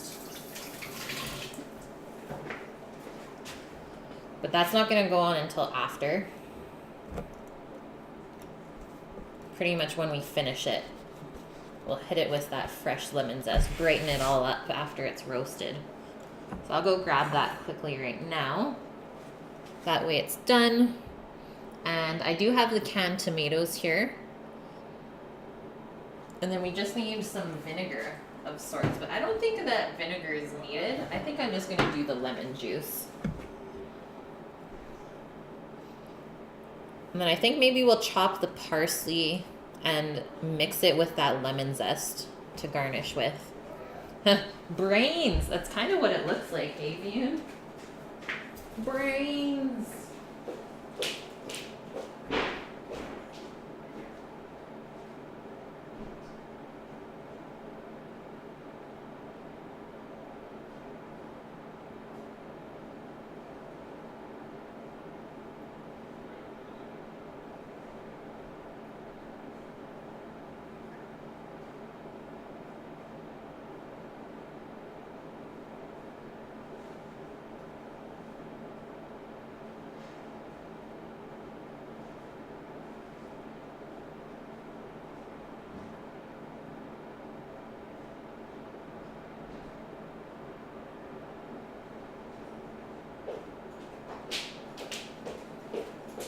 The lemons I got today were interesting looking. So they're from South Africa. And the skin seems really thin, but they all had these like weird little blemishes on them. So I don't know if they grow differently there or what. But I picked through so many of the bags and wasn't really happy with any of them. So I just kind of sucked it up and was like, I guess this is what I get. Elvin, you're back. Client stuff. How dare they? This is not a chicken skybox. This is a collie. So we'll zest this whole lemon so you can see how nice and thin the skin is. Don't want much of the white part, which is called the pith, because that gets bitter. So a lot of people go like way overboard when they zest. You don't have to be super rough with it. You just want that nice top layer. That's where all the flavor is. Don't even be sorry, Skybox. There are no dumb questions in here.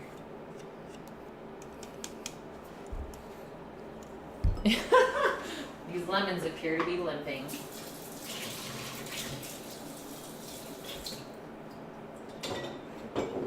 If only they were from Oregon, though. It looks good, though, yeah. Don't even get pissed off.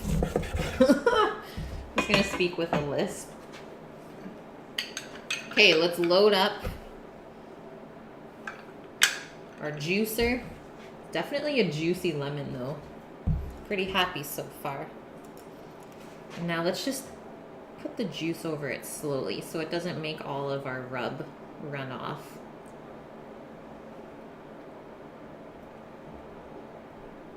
Okay, I think that's good.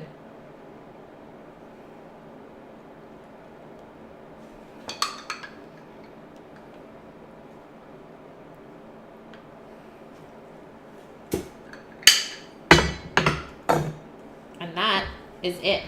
So that gets cooked covered. Oh wait, where's our salt?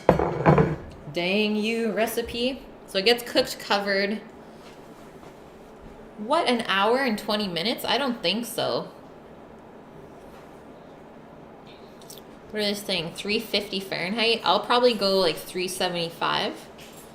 And to get it tender, I think it'll take half an hour. And then we'll cook it without the lid for like 15 minutes. Looks real good upstairs. Yeah, really good. Everything's put in there. The countertop's even there. What? Yeah, just put the lemon juice slowly. Maximizes the food porn.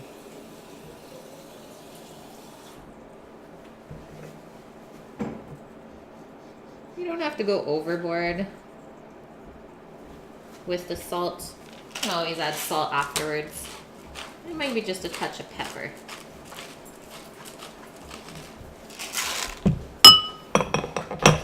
So we'll start by kind of steaming this, I guess, because the lid is still on. And then when we take the lid off, hopefully it will brown up a bit. And that's when we'll put the tomatoes in the bottom as well. Get it kind of saucy. So our next step, let's just cut up some parsley. That's for our chicken that we're poaching. And I think maybe we should turn our oven on now. Let's do, I think I want to do 400 for this. And let's check our chicken right now. Get a plate. See if it's firmed up.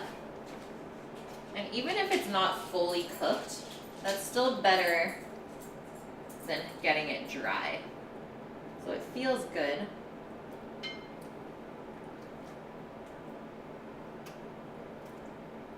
It's nice and plump.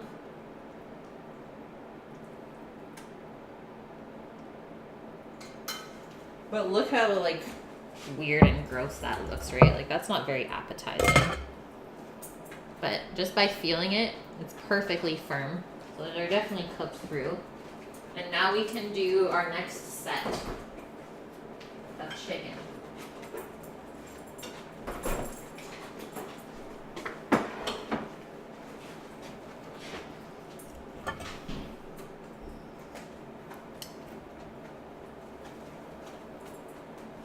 Give Doggo a piece? A piece of what? I don't have really anything for her right now.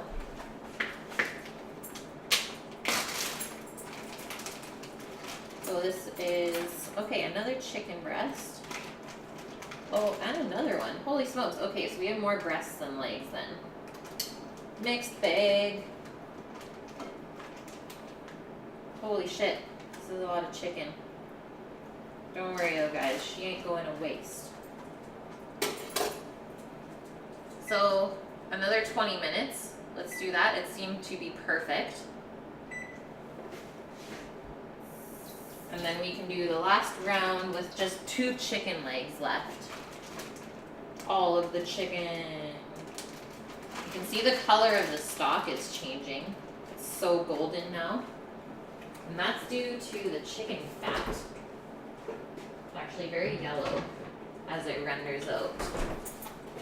Okay, we'll let those cool off and then we'll pull them later. Let's get our parsley.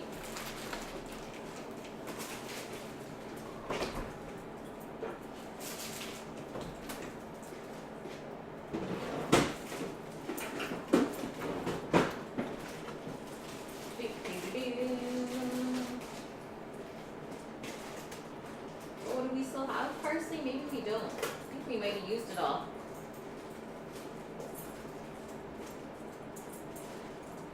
Okay, I'll do some mint then, I think. I'll do mint instead. I'm picking up parsley tomorrow at the farm. She'll love the chicken, it's true. Posh, you like chicken? Aw, thanks, kitten. Have fun doing chores, even though I'm sure it's not that fun. And hopefully I'll see you tomorrow.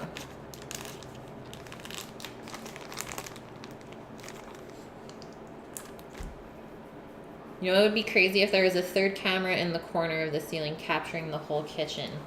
Yeah, Albus. That'd be fun, hey? See all of the action. As time goes on, I'm gonna keep making like little upgrades, especially now that I have that little bit of extra cash with my job. But everything in due time. And it's nice to see how things progress.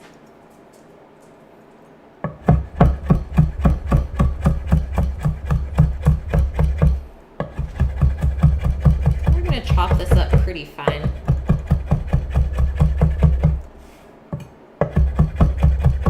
I think mint and lemon is still going to be a really good combo. Especially to contrast the basil and cilantro for the green curry.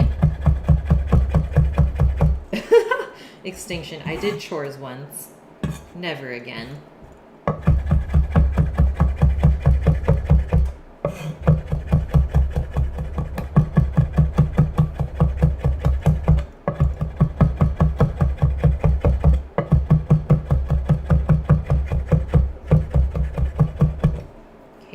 Good.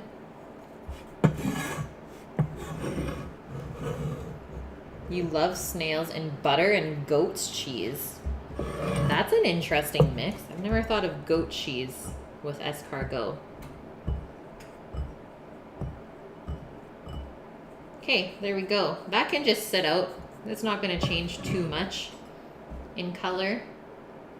Might just dry up a little bit, but that is totally okay.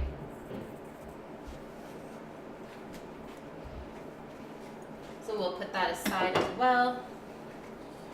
And I think we are well on our way to what we need to do. So we can start to make the curry sauce, I think, because it does cook for a little bit before you put the vegetables in. Usually around 20 minutes to get that full flavor. And that way we can kind of see the color. And hopefully it will be green.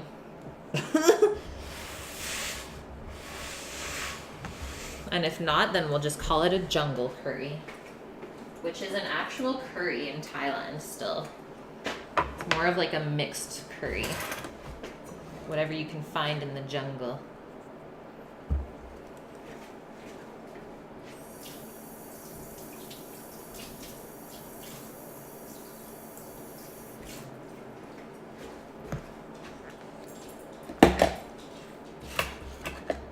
Okie dokes.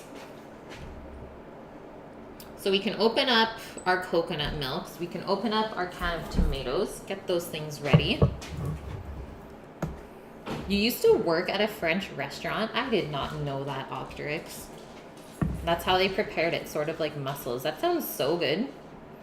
We actually have snails in our backyard here. They're yellow with like a brown swirl on their shell. But I don't think I could cook them, guys. You were a dishwasher. Okay, that's where you were the dishwasher. This all makes sense now. In the jungle, the mighty jungle. The chef preps tonight. So 2 cans of coconut milk is what we need. But obviously if you're making a smaller batch, you don't need that much.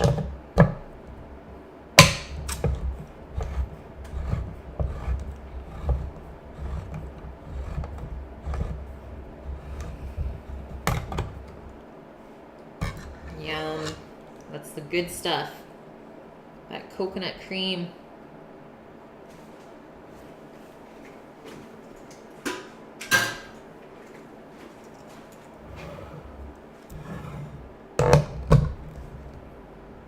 You want that remix, Bune?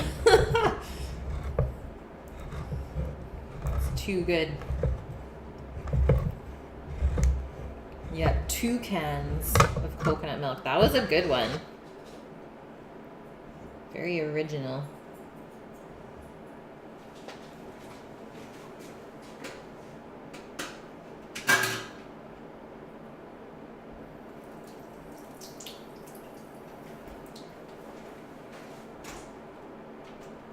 Ooh.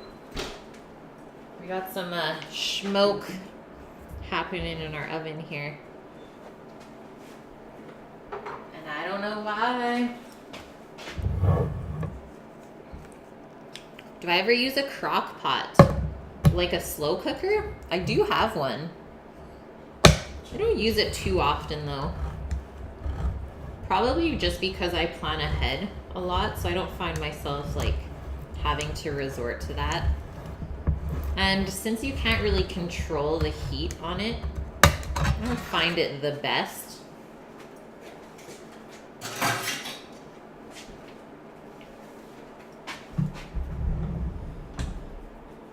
Skybox curry, yes.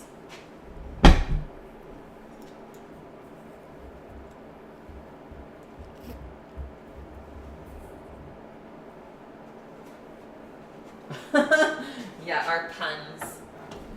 Puns are out of control. Okay. So now we can start by frying the curry paste.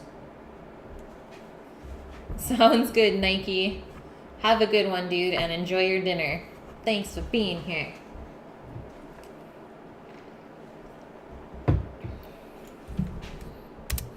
Okay, let's look at this recipe. So it does call for a little bit of water, but obviously we're going to use the chicken stock that we've been making during the stream so far because that'll have more flavor. And we need to take out our lime leaves. So it calls for 5. But I believe those are fresh. I don't think it really matters whether it's fresh or dried though. So let's get those guys. And like I said, after you open this big bag, just put it in something resealable and then put it in your freezer. It's kind of like storing nuts, is it'll just stay for a lot longer if it's frozen. It smells so good. These are actually quite large, so yeah, I think 5.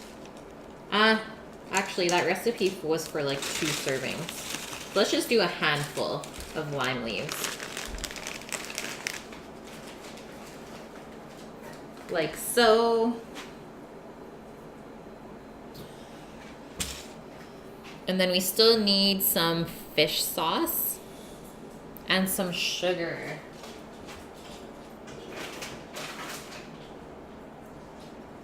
I don't have palm sugar, but I do have this like natural unrefined sugar, which is good. And then here is our fish sauce. So it says heat up a pot over medium-high heat, add the oil, saute the curry paste until it's aromatic, and then add your coconut milk and stock and bring it to a quick boil. We just let the dog out since she's scratching. She will never let up. She has full control over me, guys. It's true. R.I.P. Okay, Okay, here's our paste. Hasn't really changed too much in color, I don't think. It's like almost orange rather than green. Yeah, so unrefined. Come on.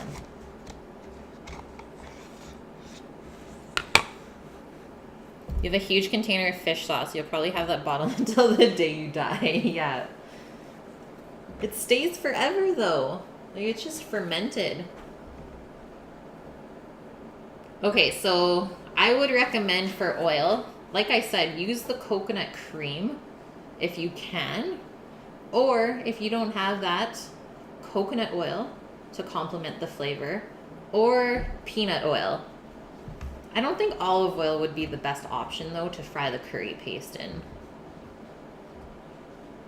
You just get the small bottles of Red Boat. I don't know if it gets better with time though. Who knows? I guess you would kind of have to do a little experiment. Okay, so once again, I think I just want to give this chicken a quick little flip. And I think our oven's almost ready for our cauliflower. Let's turn our pot on to medium-high heat. And we'll just put enough peanut oil to coat the bottom. And then obviously this curry paste does have quite a bit of water in it from all of the vegetables and herbs. So be careful when you put it into the oil because it will kind of splatter up. And just watch your face. So that's why I always like to use that splatter screen so that you don't get burnt with hot oil because that's never fun. Okay, cauliflower's going in. It's 5 o'clock. So I said I would estimate an hour or 45 minutes for it to cook. So let's see what happens.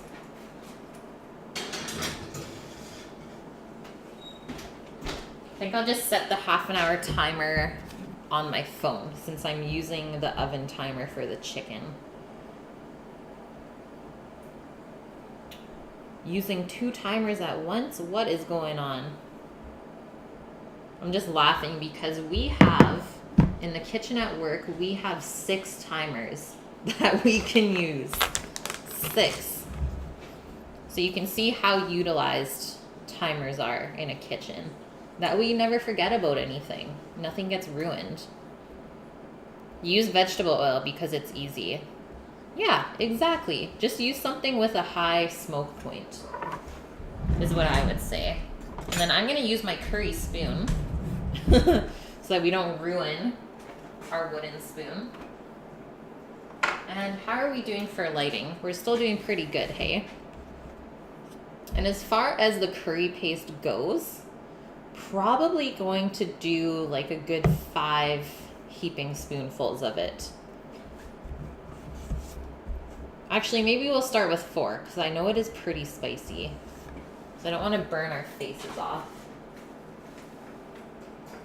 And while we're waiting, splatter screen, face protection.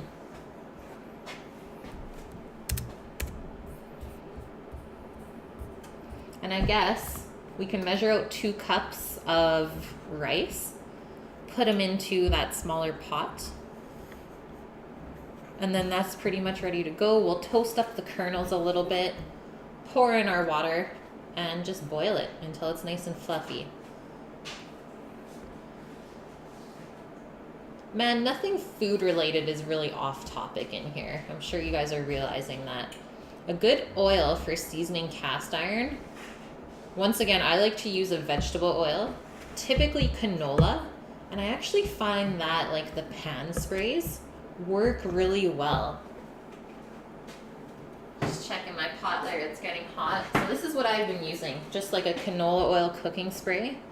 That way you can kind of control how much you put on at one time. So you don't want to load it up right away on your cast iron. You always just want to do nice thin layers. So I find this is like one of the best. Then I just use a paper towel, spread it all out. And then as I notice we're getting like some shallow spots with the oil as it cooks in, then you just kind of touch it up with the spray.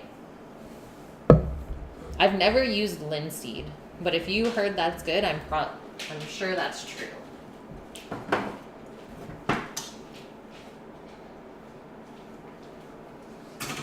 We're getting hooked. Okay, so it's starting to kind of smoke. So once again, just be careful when you put the paste in. Kind of stand back. Or, you know, like wear a face mask or something.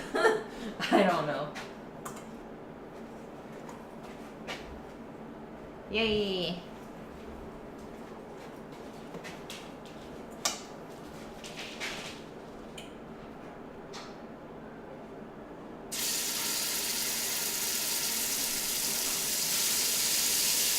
Maybe I'll do 3 like that.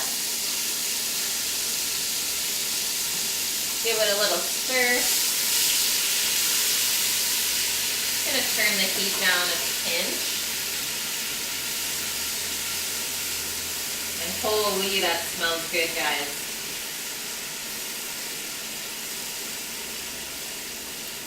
I'm getting the fish sauce like right away, as well as the garlic.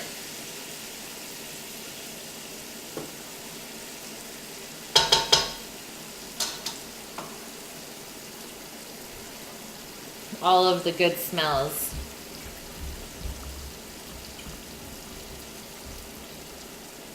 Cast iron is Indian? What? What are you talking about?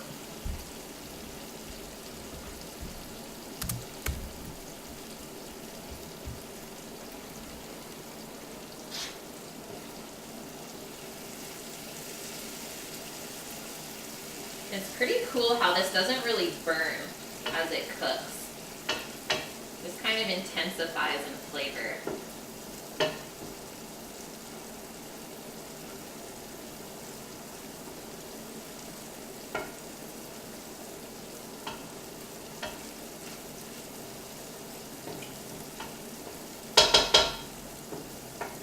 Maybe cook that for a minute more.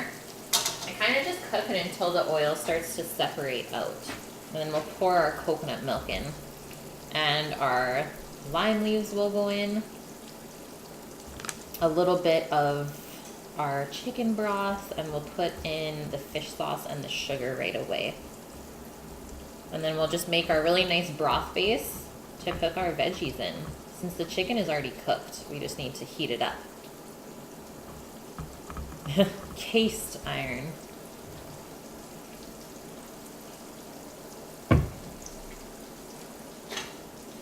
There we go. Yum. Okay. Make some magic happen. Transform this.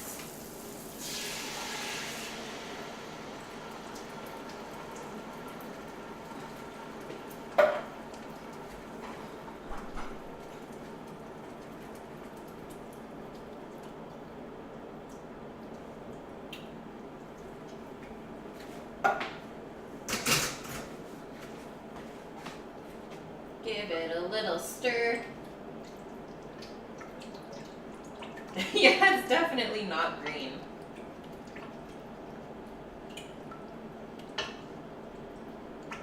I probably needed twice that amount of cilantro.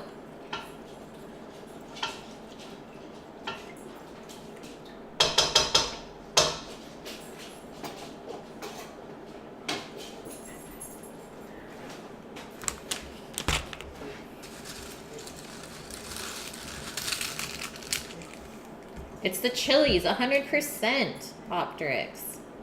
100%. Oh, it's fine if you call me Kate. That is my grandma's name. So my name is a mix of both of my grandmas, Kate and Evelyn. So that makes Caitlin. Yay. So throw in our handful of lime leaves. Oh, and our timer's about to go off for the chicken.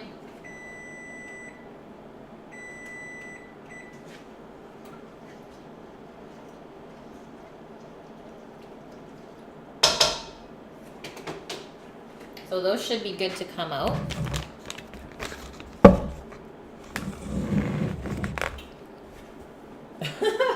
Sam didn't die today. Yay!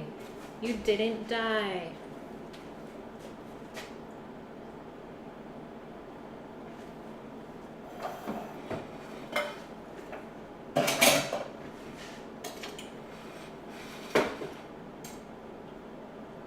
beauty.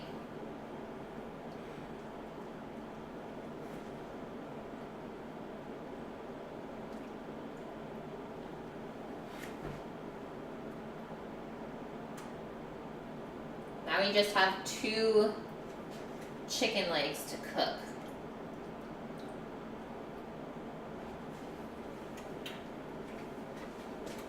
So those are gonna go in right away. Liz!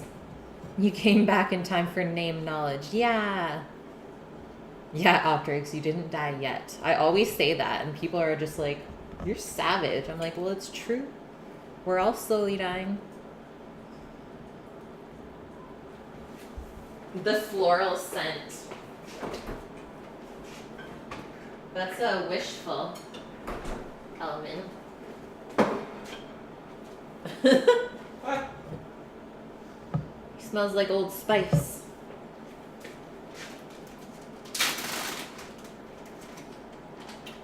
Went over your head, Nick. What? Went over your head.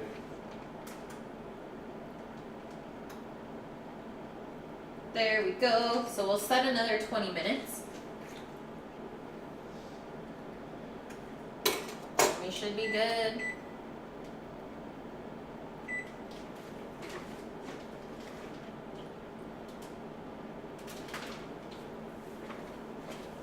So much chicken. But I said I was meal prepping today.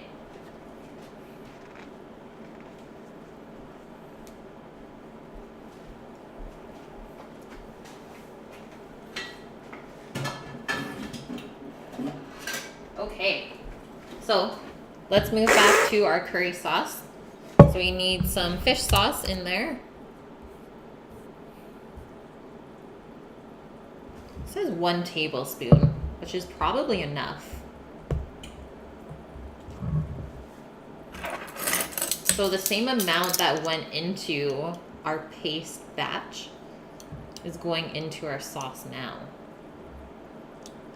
Yeah, good evening, sunshines. How are you, Liz? Hope you had a good weekend. Hey, Tig girl. Welcome back. Yeah, the rumor is good. The rumor is right. We will be coming down, hopefully for Labor Day weekend. Sushi hype. Welcome in, guys. Okay, let's get fishy.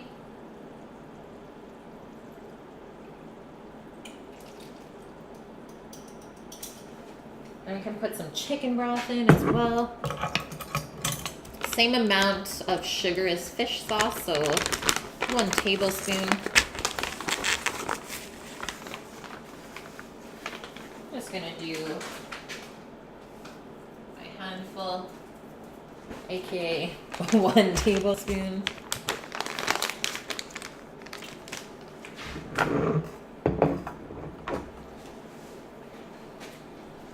Give this a little stir. I'll just turn it down a touch.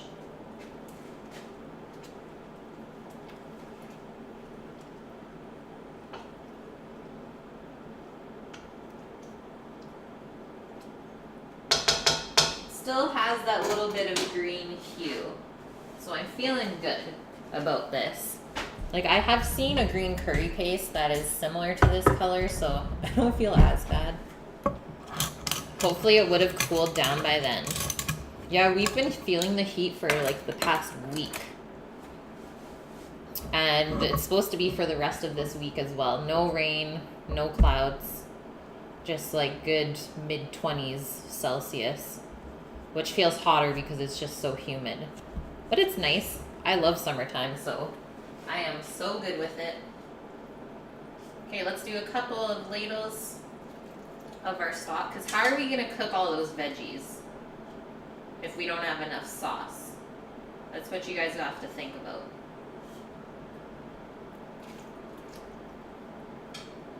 We might not be able to put all the veg in.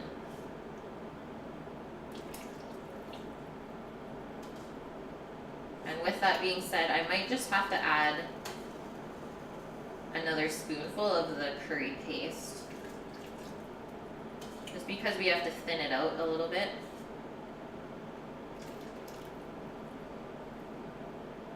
sure our chicken legs are fully submerged.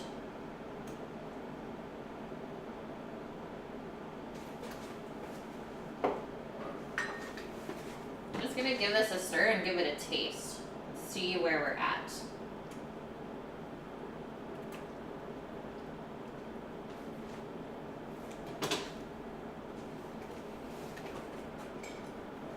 Smelling right.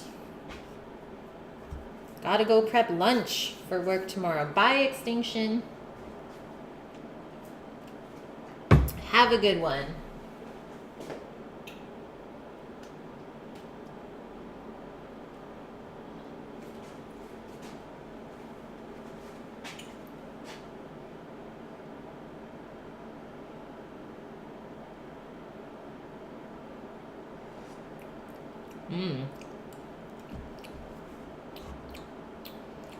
It's not as spicy as I thought it would be. Just getting it a little bit in the back of my throat, but it's not overwhelming. So I feel comfortable adding probably 2 more spoonfuls or just 1 big one into that. Because the rest of the flavoring is not super strong.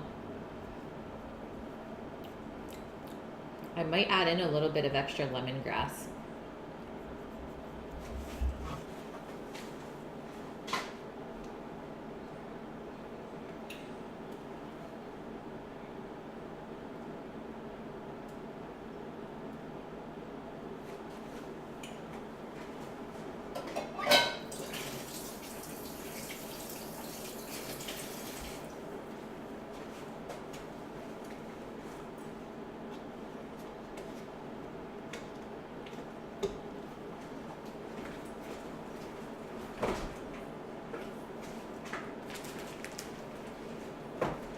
Thinking it's gonna need some lime juice as well.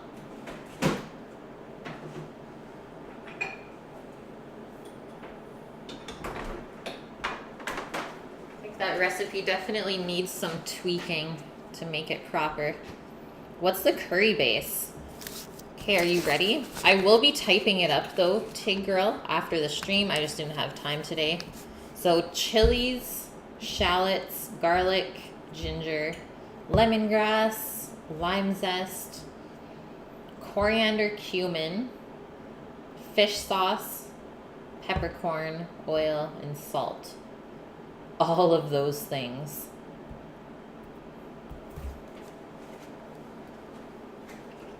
Okay, let's add a squirt of this lemongrass, and I'll do a little bit of lime juice, and it should be pretty balanced.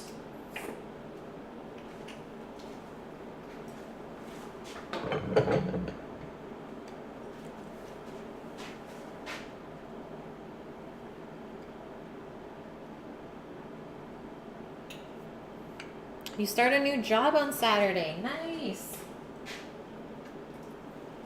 That's always exciting.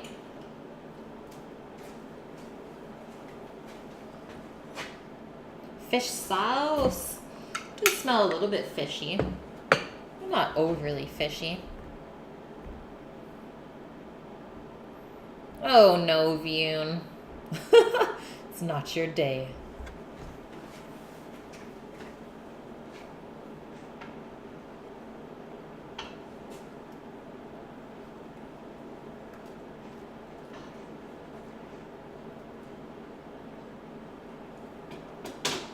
Hey, another little taste to taste. Oh no, Elvin, you too? I don't think so, Krogan. I don't even know you. Definitely not feeling any vibes there.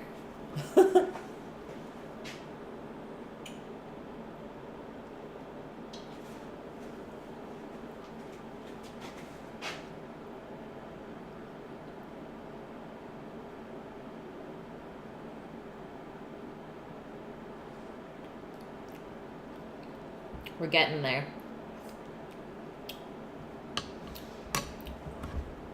Yeah, it's expected. We're on a losing streak. You got rejected again. That's life. You just got to keep coming back. We might be able to add another spoonful. of curry paste. Rejection confirmed. You guys are terrible. Terrible. Okay, one more spoonful of paste and then I think we're good. And let's chop up our basil and cilantro. What we have left of it.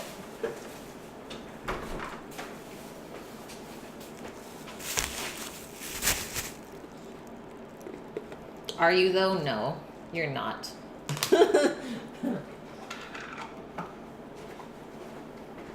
You're just real. And some people can't handle that. Okay, one more big spoonful. And you know what? Let's just leave it out. In case after we cook all the veg, we're like, now it's a little bit lacking. Because the veggies are going to soak up a lot of that flavor as well. That's why you don't play Optrix. It's rough out there.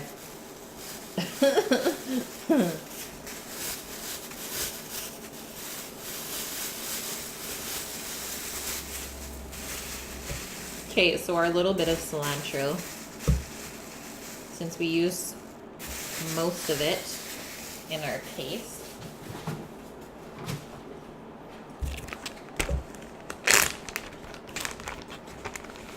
Some basil leaves.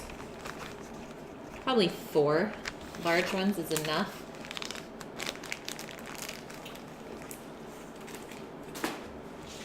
And you can keep the cilantro stems on there when you chop it. Since they're not that tough and they're still pretty flavorful, let's just kind of bunch this up.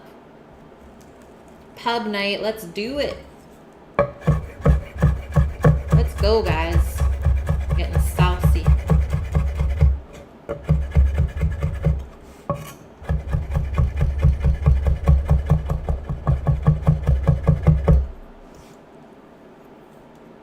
I used to love Jaeger.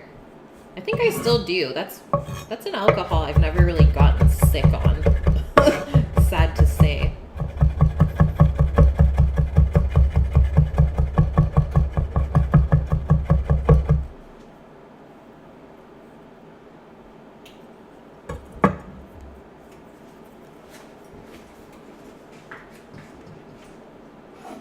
We'll just put our garnish in a bowl.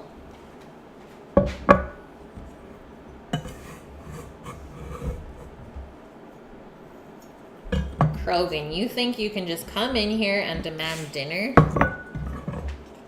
I don't know about that. Lemon drops are dangerous. Yeah, I've had those as well. Weiss beer. Yes! So good. You're such a dumbass. Oh, Vune. Just say it how it is. Stinky, how are you? Okay, so we're just gonna thinly slice this now. And then we'll chop it up a little bit more fine. Or you know what? You can just leave them chiffonade, the basil leaves. That's what this is called. When you slice it really thin, this is called chiffonade. If you want to be fancy. German honesty, my favorite. Smells so good. So now we're gonna mix that with our cilantro. The best of both worlds.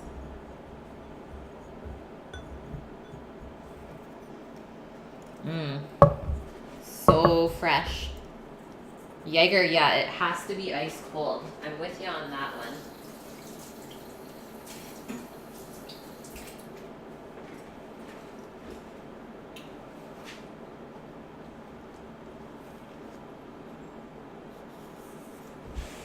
Getting a drink in this weather. Seared and sauced.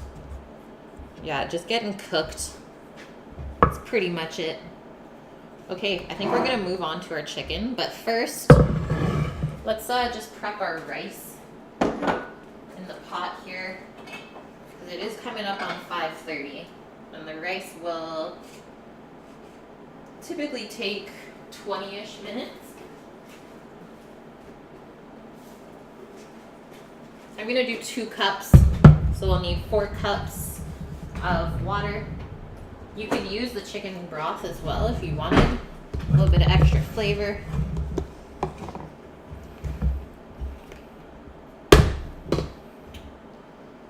You kind of regretted the last Thirsty Thursday you joined, though. You bought cheap alcohol and you paid the price the next day. No! Really, Vune? Elvin, you should nod your basil as well. You love rolling. Yeah, the basil cigars. Pretty much it. Sexy strips. You know you're into food when you can call it sexy and not feel weird.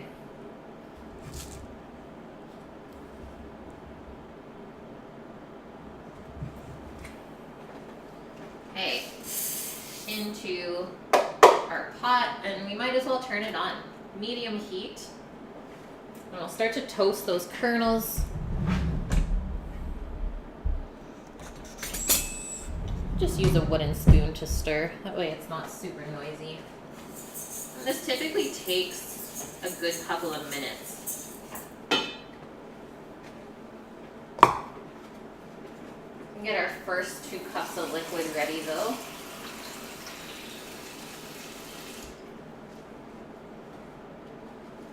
And I'm just gonna flip this chicken leg over that is sticking out. And I think I'm just gonna go take a quick bathroom break, guys. Be back in a little bit. Hey, Lone! How's it going? Fem, you sent Kevin to the store for more lemons and some Fit Aid, and he came back with 2 bags of Doritos. Priorities, I suppose. Yeah, what's a rice keeper? Okay, back in a minute, my peeps.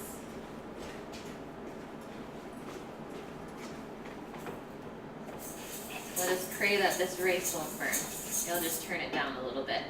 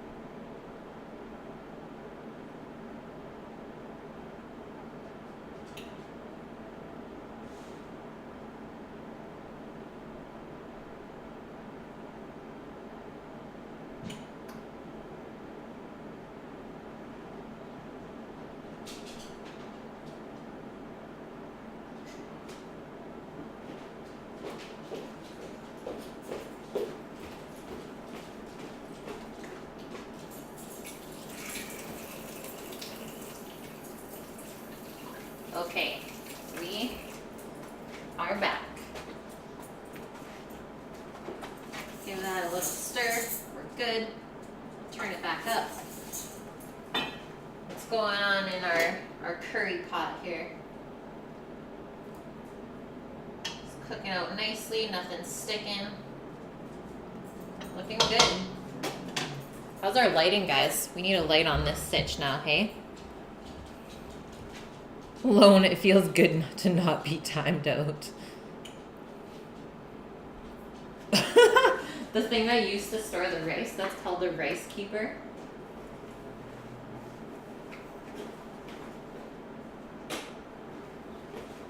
Okay, there we go. Some lights on this action now. Bark Dog, welcome in, guys. How was the day? And Apesman, hope you are well. Wow. Sammy lost them all too. You guys are not having a good day.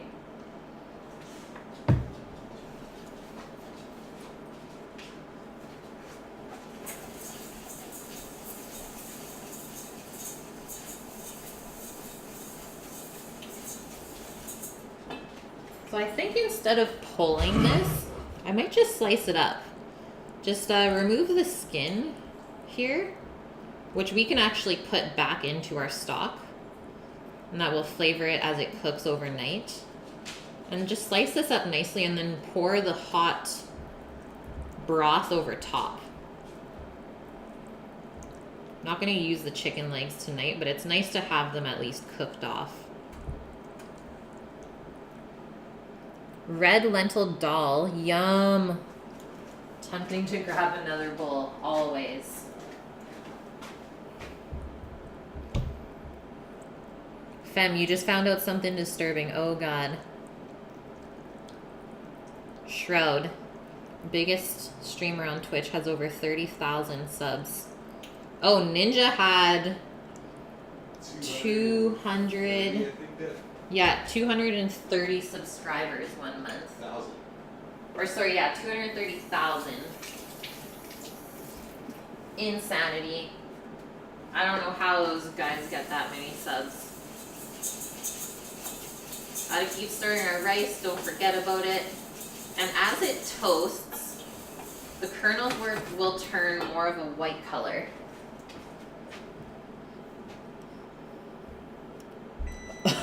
Meatless Mondays. Sammy. The whore.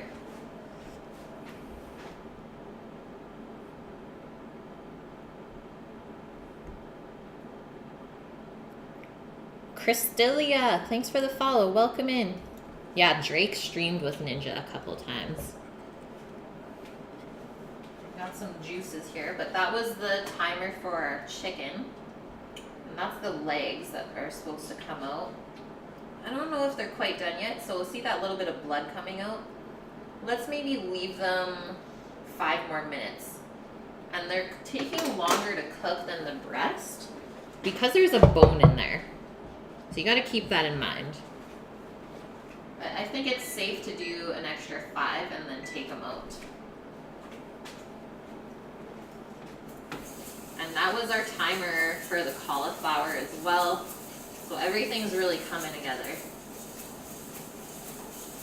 We got 25 minutes left to go. So move over, chicken. We gotta check our cauli first. Yeah, a Canadian wrapper. Vegan gelato. The mosquito is back. What? What are you talking about? Maybe I'll use that.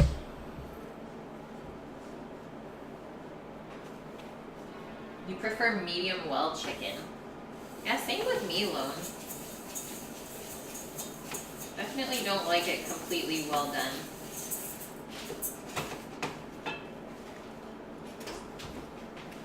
Okay, let's see what's happening in this pot. I just put my cloth on the board there so I wouldn't burn it. Boop. Ninja just like steals money from kids, aka kids' parents. Ooh. Hello there, cauliflower. How are you today? So we're just gonna test it with a paring knife.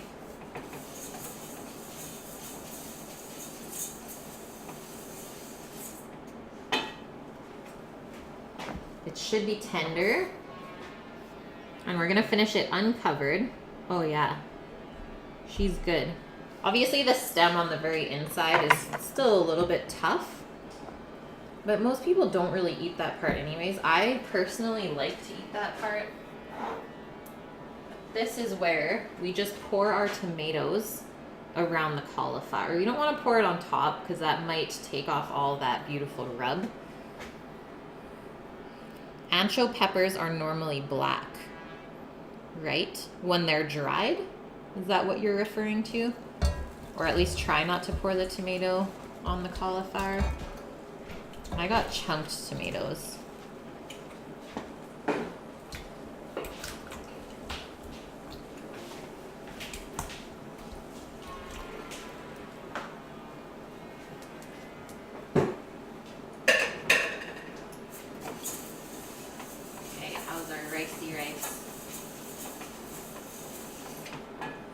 still looking good.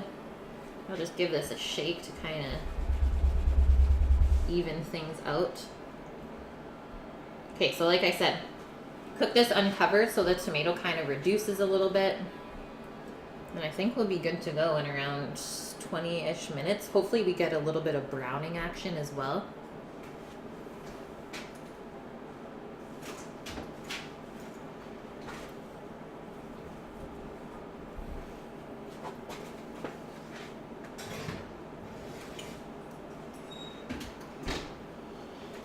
Let us set a 15-minute timer for that.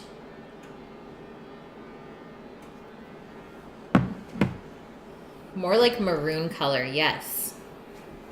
I think I have some down here.